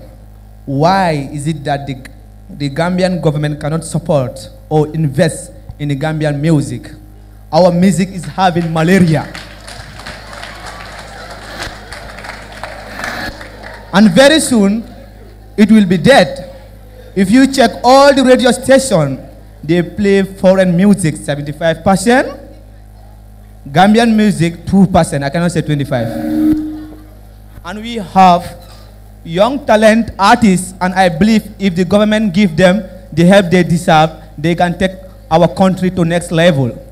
I have seen companies paying foreign artists 3 million and paying our Gambian artists 10,000, 5,000. Please, is that done, Gambia? Is it done? Please, we need help. Thank you. Of course, he has compelled authorities to spend on music. Yes, I have this gentleman here also. Good afternoon. My name is Blessing John Asaweje from the University of the Gambia, studying computer science. So the question I have goes to the government. Can the government give me 3 things that we the youths can say that we are proud that you guys have really done. Transportation, the fee has gone high from $7 to $8. The drivers are complaining, fuel is up, tapalapa is this, all this and that and that. So what is the government actually doing? From your statements, I've heard a lot that you will do this and do this and do that. There are projects, there are projects, there are projects. But the results, where are the results? We are not actually seeing anything. We have been hearing. Communication, 2%. What are the government doing? That's my question. Tangible results he's asking for. Let me give the mic to a lady before I go to the back where Returnee is. You are not gender conscious. You're not. I'm very Assalamu alaikum. Okay, thank you. My name is Sisi Sawane, and I just have to confess, and also to be very fair to the organizers of the National Youth Conference and Festival, as a participant in their 2010 NACOF, it has contributed and impacted positively in my life because the conferences and other seminars that they do organize during the National Conference, Youth and Conference Festival. And I think Lamin Dabo, the National Youth Council, should be commended for that. But the logistics and the resolutions must be respected if you call young people to represent their different regions. And two, I just want a clarification from Mr. Babukar Sala, who made mention of the funds that are being given to the, for the YEP project. I think you're here to look into the economic root causes of irregular migration, but then the sustainability. How are you going to sustain that? We're trying to seek to make sure that those young people are being supported when it comes to entrepreneurship, but then how are you going to sustain that in the country? Are they going to be given a startup funding, like a capital for them to start their businesses, or are they going to be trained on those areas and then go out to seek for funding for them to start their jobs? And then to Mr. Marcel Mendy, we are not denying the fact that we should promote sports in the country, but what are you doing to make sure those sportsmen and women will remain in the country and represent the country and not to abscond in international competitions? We are talking about the Commonwealth Games. We have seen that two coaches and an athlete that they're not back in the country because they've absconded for an international meeting. So what are you doing to make sure that we have those young people back in the country? Because we cannot spend millions of dollars on those young people, train them to be those people to represent the country. And at the end of the day, they are outside representing the Gambia in a foreign country. So what are you trying to do for us to try to maintain that funding we are giving to young people? Thank you very much, Sisi. Is compelled, Mr. Sala will come to you, but let me give one of the representative of the backway returnees to also, of course, have their say. Your name? Yeah, good evening. My name is Mustafa Sala, a returnee from Libya, the Secretary of Youth Against Irregular Migration. And first of all, I would like to make a little clearance, because some of them are using the term illegal. But I guess migration is legal to everybody. So we can say irregular, but not illegal. Yeah, and I don't have much question to ask because most of them I know, like we know the project they are handling and how they are implementing the programs, but whatever the case is, it is very slow. The returnees are complaining that the reintegration programs and the support is taking too long. So people like us, we've been here for 1 year now, more than 1 year. And secondly, my boss, Lamin, I would like to ask one question, like, it is true that you came up with thematic, some thematic areas during the NACOF, and it is a platform that can, that's where the government can have the youth directly. And we understand that some resolutions were made in each of those thematic areas. So how far have we gone in with the government for them to amend or like endorsing those resolutions? And secondly, the second question will go to my brother. The youths are talented, very, very talented, but there is no space for them to showcase their talents. When you talk of music, the government doesn't provide any venue where the artists can access it free of charge or little amount of price. We only have Alliance at it is $20,000. Imagine how can an upcoming artist or underground afford that? And when you talk of sports, if you go to the rural areas, they have bare lands with no posts. You know, what is the government doing to support the youth in those areas? Because I can say 75% of the youths must know how to play football or love music. The biggest platforms that can bring the youth together here is music and football. If you look at the zonals, it brings communities together, the open mic festival as well. So what is the government doing to support those? Thank you very much. One more before we finally give the platform to, of course, those that are those that are supposed to answer the question, Mr. Sala and Mr. Dabo, and certainly Mr. Marcel Mendy. Assalamu alaikum. My name is Tony F. Mendy, first year law student, University of the Gambia, second semester. I have 3 questions to ask. One, which is, what structure is there in our civil service? Because the way people are being promoted or being employed in the government, one cannot understand. And we hear from the Minister of Foreign Affairs telling us in an interview, he said that some positions in the government are for political appointment. Our students or people who are like in the university here, especially those doing political science or those who are interested in working with the government, how or what assurance is there that we are going to, after graduating from the government, we are going to join the civil service? The other question is the government of the Gambia marketing our country to the Chinese?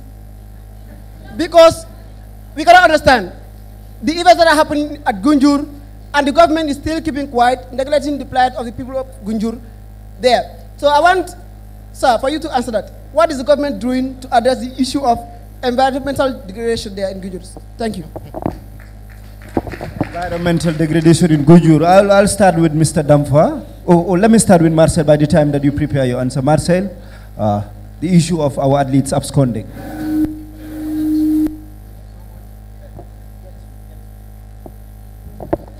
Thank you so much. I actually have a few issues that I want to highlight on.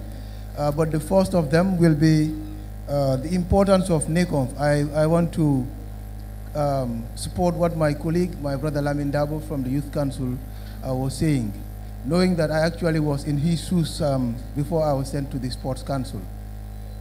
One of the things, or the importance of NECOM is that our young people, some of us who are born in the Combos don't even know Banjul. Excuse me, don't even know Basse. How many of you have ever been to Basse? How many? By show of you have hands. ever been to Basse? You can see, not even 2% of us have ever been to Basse. So this is one thing that NECOM does. NECOM takes young people around the country so they get to know their country. That is one importance of NECOM. But also, like Lamin said, NECOM provides the platform for young people to exhibit their talents.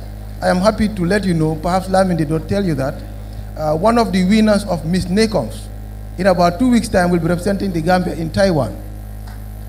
I mean, she won this Miss NECOM, and as a result of that, got the right tutelage, got the training and the mentoring, and eventually now will be representing the Gambia in about 2 weeks' time in Taiwan in a beauty contest there. So this is one thing, or these are some of the things that NECOM does.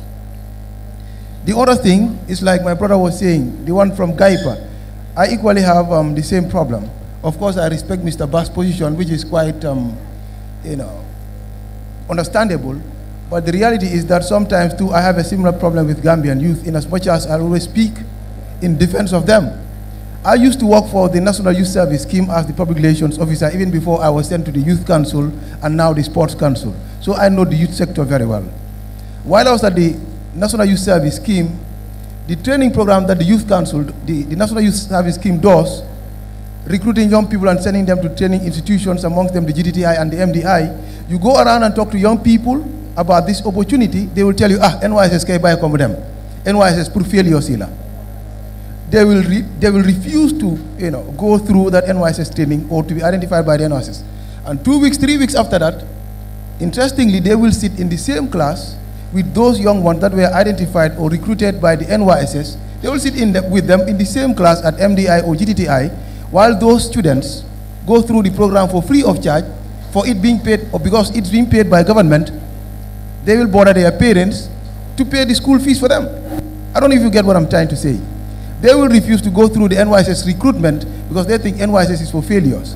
But eventually they sit in the same class with those that were recruited by NYSS at GTTI and MDI. And while those don't pay, because government pays for them, their parents pay for them. So these are things that perhaps we need to know. What we will do to stop young ones absconding or our athletes or coaches absconding, I think that is a problematic one, but we are not resting on our laurels. We are doing everything humanly possible to ensure that those that are identified to represent our country do that and, to our satisfaction. However, I must confess that this is a global problem. If you've been following sports, you will understand and you'll agree with me that some time ago, a whole team from Sierra Leone absconded. Some time ago, a whole team from Nigeria absconded. I mean, it's a global phenomenon. It's a global problem, and we will do our best to ensure that it doesn't continue to happen. But then again, talking about sport infrastructure, just quickly, if you know the NDP, the National Development, exactly.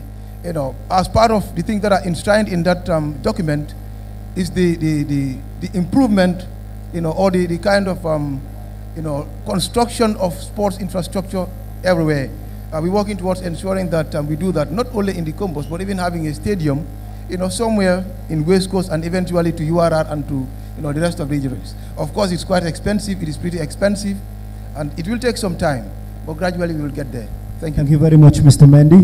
Mr. Damfa, the issue of political appointments, and certainly the hot topic now, the Chinese presence in the country, and of course, the Chinese factory in Banjul, which is quite a big problem right now. What is your say on that? Thank you. I think I will try to respond to a few questions that have been asked by the audience. Key among them, the price of basic commodities. I think somebody made mention of that. Not only the basic commodities, but even the transportation fares. We have to understand one fundamental issue here. Gambia is an import-led economy. Basically, all what we consumed, we import them from outside the Gambia. And then in buying them, we use hard currency to purchase them. That is why, most often than not, you have the dollar against the dollar being high, dollar being appreciated against the local currency, that's the dollar. So when that happens, the key players in the economy or the key importers usually put everything together, then that's the margin they always draw their prices from. But the drastic action that government took at the beginning of the year was to have zero tax on basic commodities importation. But now is at the implementation stage. 3 months has gone.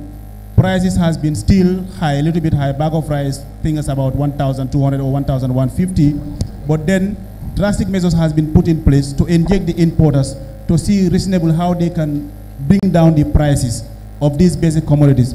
Regarding the transportation fees, fares been moved from $7 to $8 and then back to $7, back to $8. You see, fuel is one of the commodities in the world that is always fluctuating. Sometimes it goes up, sometimes comes down very drastically. So when the government came to power in early 2017, the price of fuel was a little bit, at the international market, was a little bit low. So eventually they inject the key stakeholders, transporters and other players in the industry to bring the price of transportation price down. After 1-2 months, price of fuel goes up again. And again, the drivers start complaining. Still now it's about 50 point, little over $50 is per liter of petrol. I think that's an international issue. Price always fluctuates according to the international market. The political appointment that you are talking about, you realize that when the new government came in, one of the key fundamental issues, their political slogan was institutional reforms. In as much as institutions are not reformed, it's going to be very difficult. But in any government, there are some appointees that are done by the president because he or she is empowered by the constitution to make those appointments. Like some chief executive officers are appointed by the president. The entire cabinet are appointed by the president. So we could understand that that's a mandate given to the president by the laws of the land. But again, once we have strong institutions, as the reform is still in progress, some of these issues will be tackled. But I know for cabinet appointment, basic fundamentally is going to be still anchored on political appointments by the president.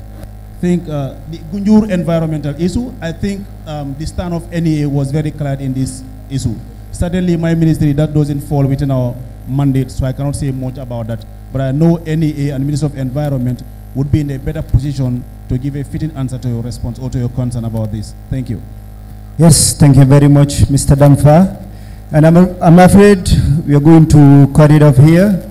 We are supposed to end by 6, and due to the fact that the discussions was very interesting, and then so many issues were raised here, and then certainly people had utmost respect of some of the issues that we have discussed here, and utmost respect for each and everyone's opinion. Yes. Yeah, we're sorry we cannot discuss it exhaustively here. So, Edith, on behalf of you and on behalf of Deutsche Welle and Capital FM, first let's thank the panelists for coming. Dr. Carol for coming, and then of course Mr. Marcel Mendy, Aliu, thank you for coming. Awa, and then of course Mr. Damfa, all of you. It's been a pleasure, and then thank you to the general public as well. And Annabelle, if you have anything to say before, or Edith, anybody from Deutsche Welle that will deliver the vote of thanks? You would do it, right? So. Ladies and gentlemen, thank you so much for your patience. It's been a very healthy discussion.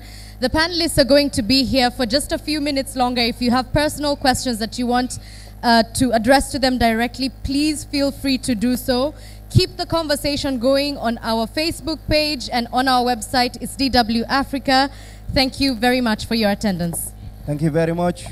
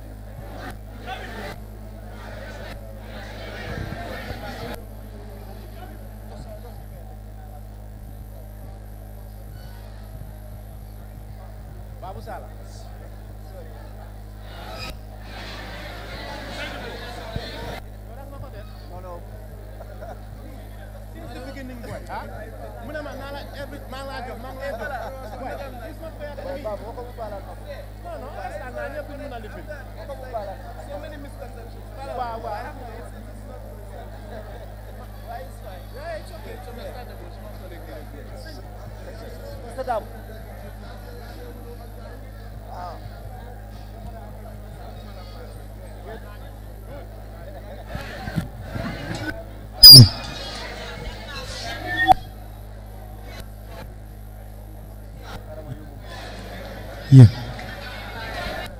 Yes.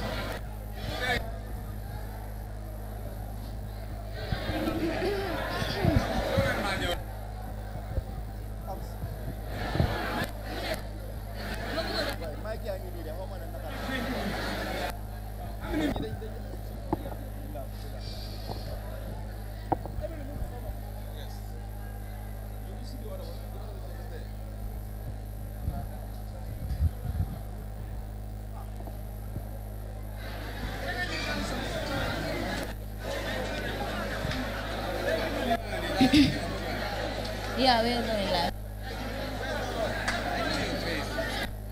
Okay.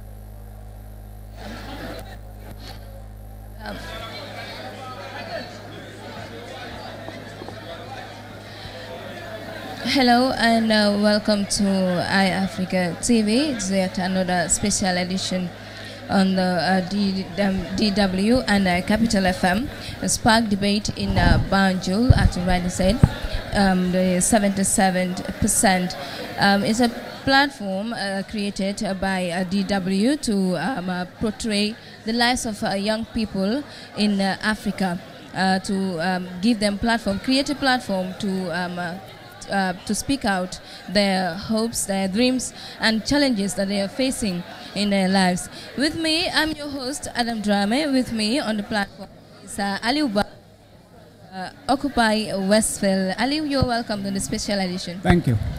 Aliu, we just, after you rightly witnessed, a successful platform created by DW, that is Deutsche Welle, in partnership with Capital FM, giving a platform to young people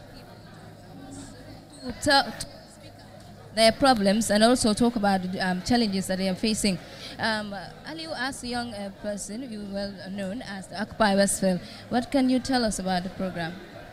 I think the program was good because it opened up conversation, and democracy is about conversation. It's about the constant conversation that happened between the masses of the people and those in the seat of power who were empowered by the people themselves. So I think, I mean, for me, it was very successful in that people got to voice their concerns, to let the steam off, and also let the people who are representing the government say some things. I mean, I learned some stuff that I didn't know was out there. So all in all, it was a good one. Putting into the topics, when it comes to jobs, seen a large number of unemployment rate of youths in the country. As a youth, what will you suggest? What are the solutions? What do you think to reduce the unemployment in the country?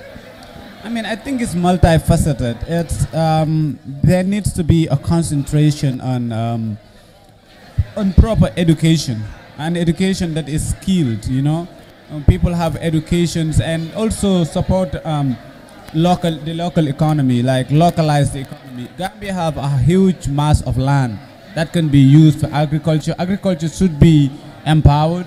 Fisheries, we have the River Gambia. You know, these are the type of, you cannot create jobs out of the blue. You have to exploit the resources that are there, and we build upon that. So I think we should indigenize the economy and localize the economy, and also sort of protect our trade barriers so that we can produce stuff that they can sell here. But if the farmers, for example, you're creating employment in the area of agriculture, and then you have people who are producing onions, but there's onion coming in, it becomes very difficult for them to sell their produce. So I think, you know, it's about that. We build upon what we have. That's for me, that's where it all starts. You earlier mentioned during the panel, at the panel, you said you haven't seen any concrete project that the government of the Gambia have done so far that the youth can see or benefit from. Why do you say that? Because I haven't seen it. I mean, me not seeing it doesn't mean it doesn't exist. But as far as I know, I haven't seen it. That's why I said it. What about the YEP project? The YEP project, I mean, I have a problem with the YEP project, but I think that's a conversation for another day. Why? Why is that? I'm rushing off somewhere. I was like, this program started out late and I have somewhere to go. Okay. But let me just break it down. Yeah. The YEP project is sponsored by the International Trade Center. And the International Trade Center is powered by the World Trade Organization. The World Trade Organization has created some of the most ruthless neoliberal economic and trade policies that is affecting the global south, the third world.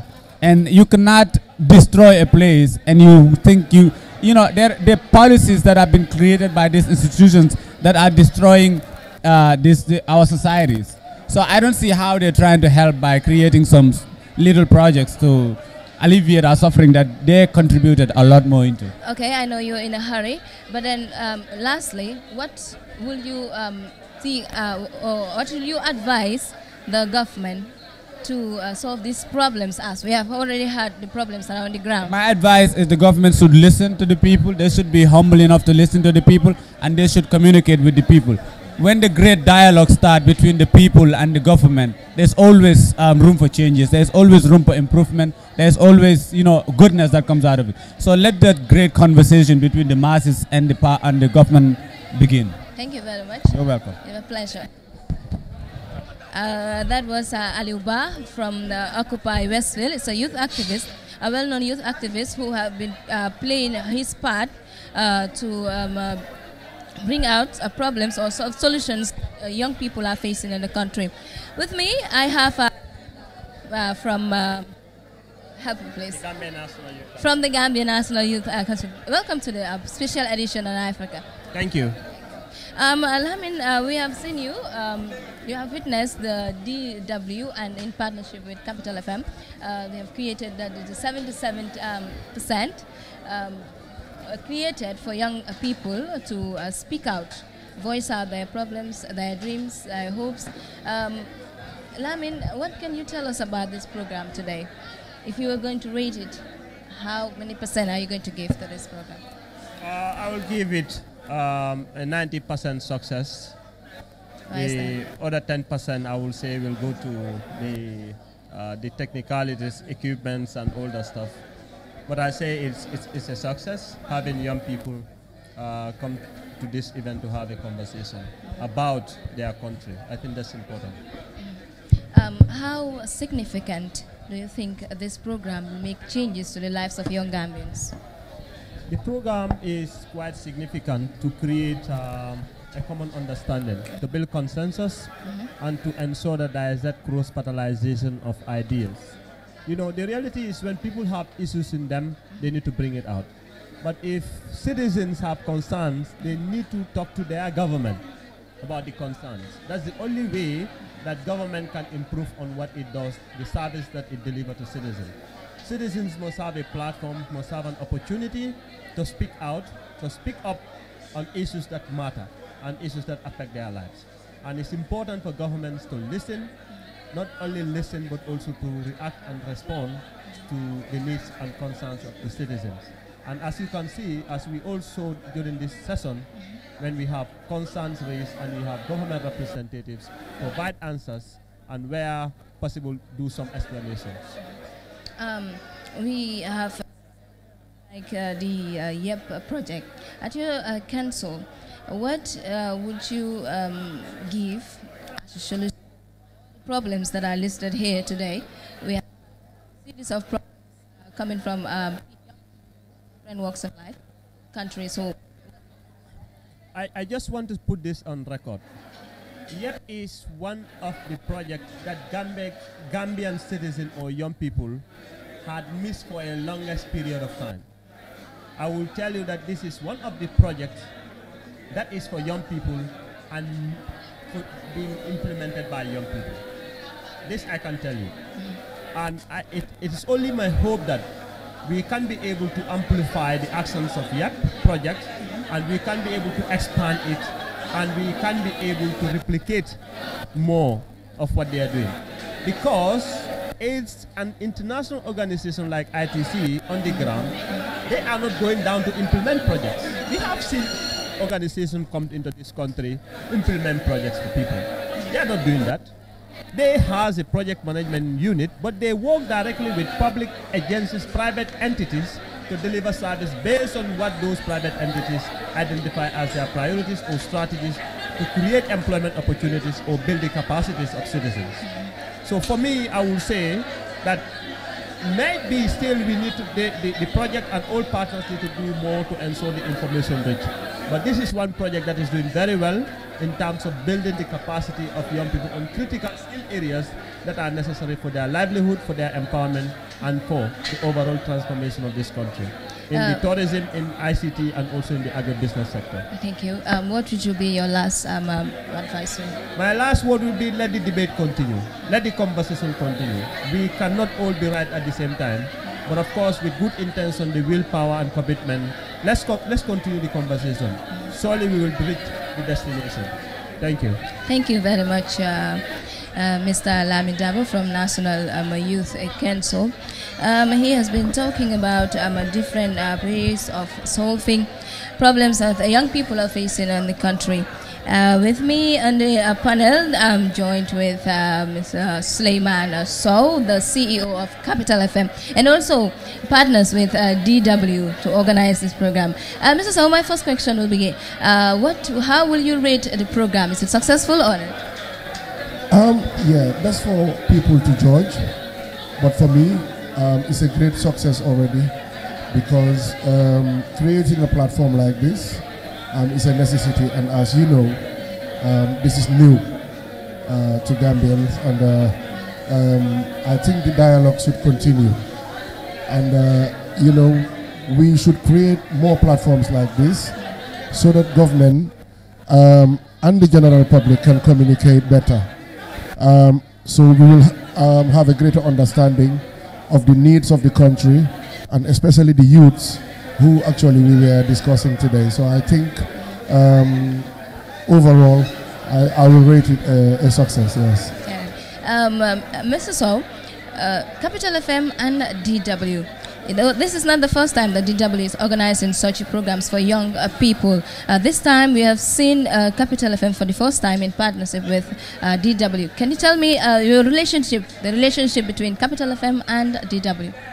Well, yeah, I'll be very happy to answer that question. Capital FM and DW, I think we were supposed to be their first official partners. When they approached me first, because they see the great work that we've been doing, and they choose us and want to partner with us.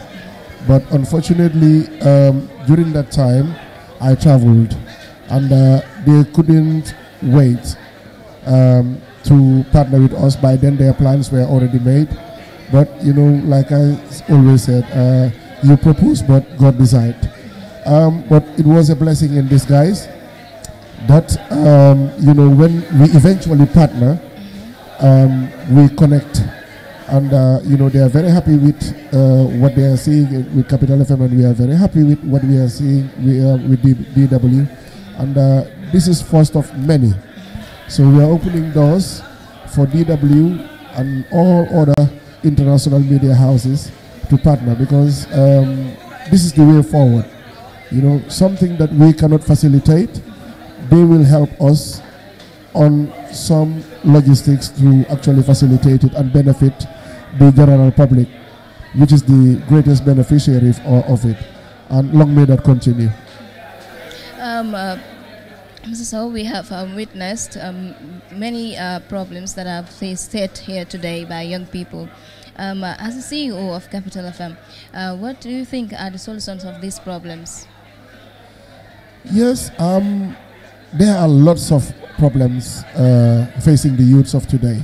So that's why the dialogue like this, and I must thank the government officials, and I have to give it to them for turning up and taking some questions, sometimes difficult ones, and you know, maybe they are not even prepared for, because this is new to them from my understanding. So young people can take heart and then know that the door is open, and government also, they are ready to dialogue. And it's not always that you want something and you get it right away. But when you talk about it, you know, there are things that can come up, and then solutions can actually be found. So I think it's a good thing that the young people are participating, and I encourage them more to participate in future events. Thank you very much, Mr. So. Thank you. It's a pleasure having you on board. It's a pleasure. That was Mr.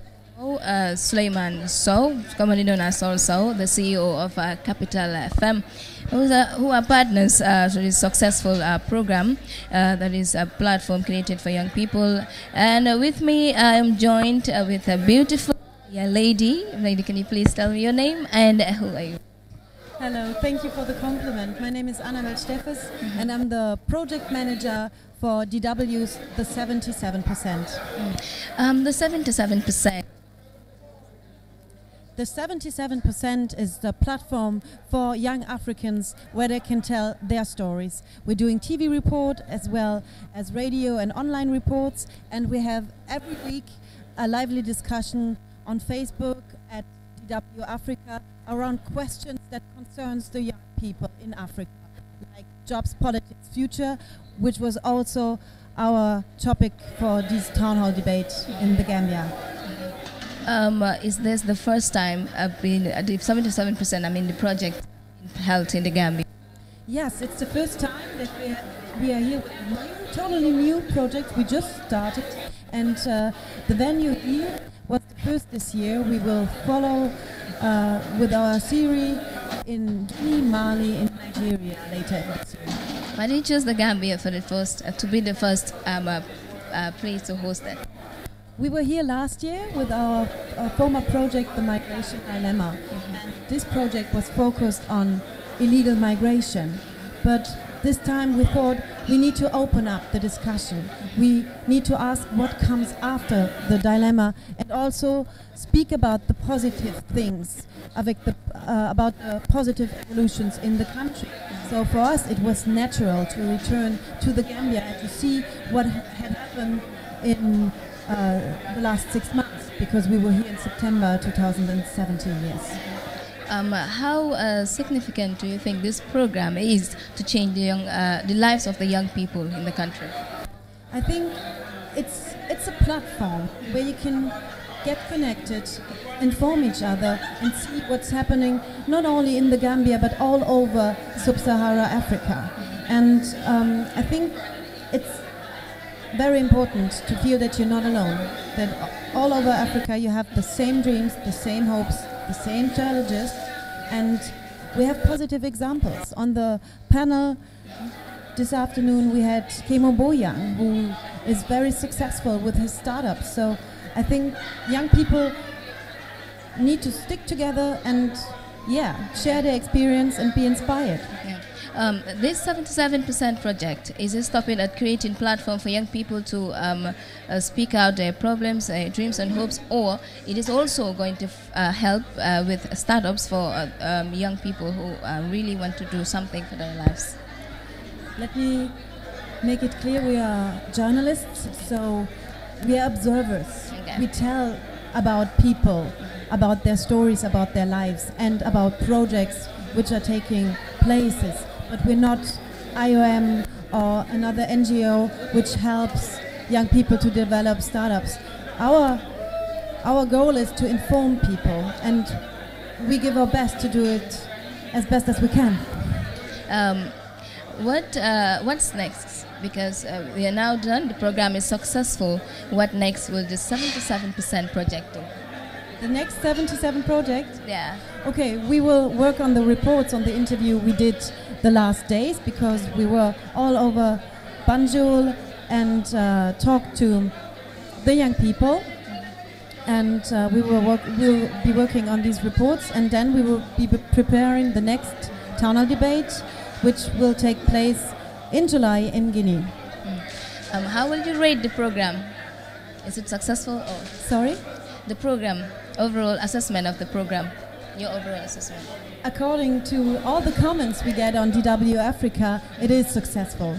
And we really, we see that there is a need for discussion, for dialogue. And this is what we're intending to do, and this is what we're intending to offer.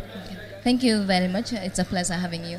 Thank you so much. It was an honor and a pleasure being interviewed by you. Yes, Thank you. Thank you very much. Goodbye. All right. That was Anna. All right. Thank you, viewers, that you were watching us at iAfrica TV.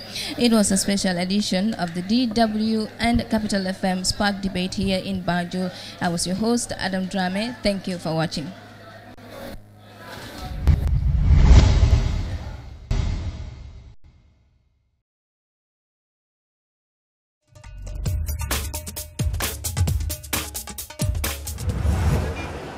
For many Ghanaians, the capital, Accra, is a starting point of their journey to Europe. I am at the Nkrumah Circle bus station. The people who work here tell me that from this station alone, 3,000 to 6,000 people reach Europe every year. The long trip begins at a familiar bus stop around the corner.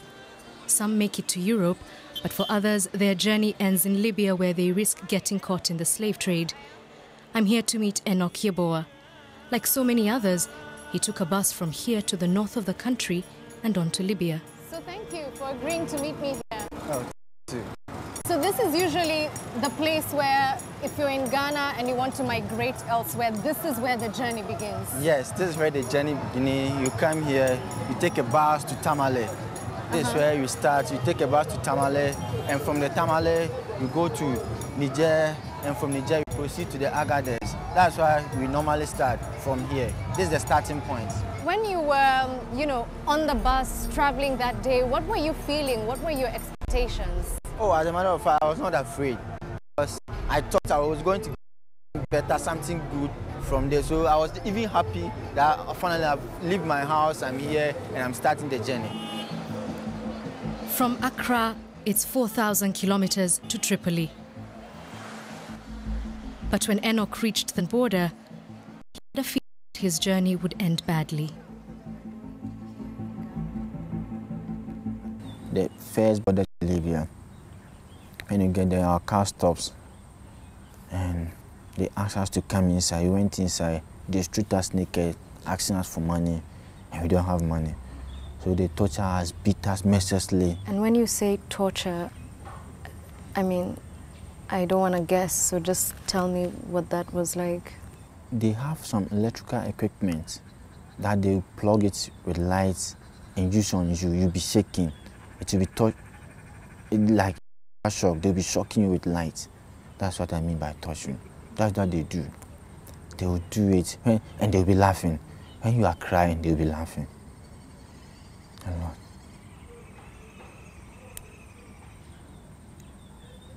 So one day I was there when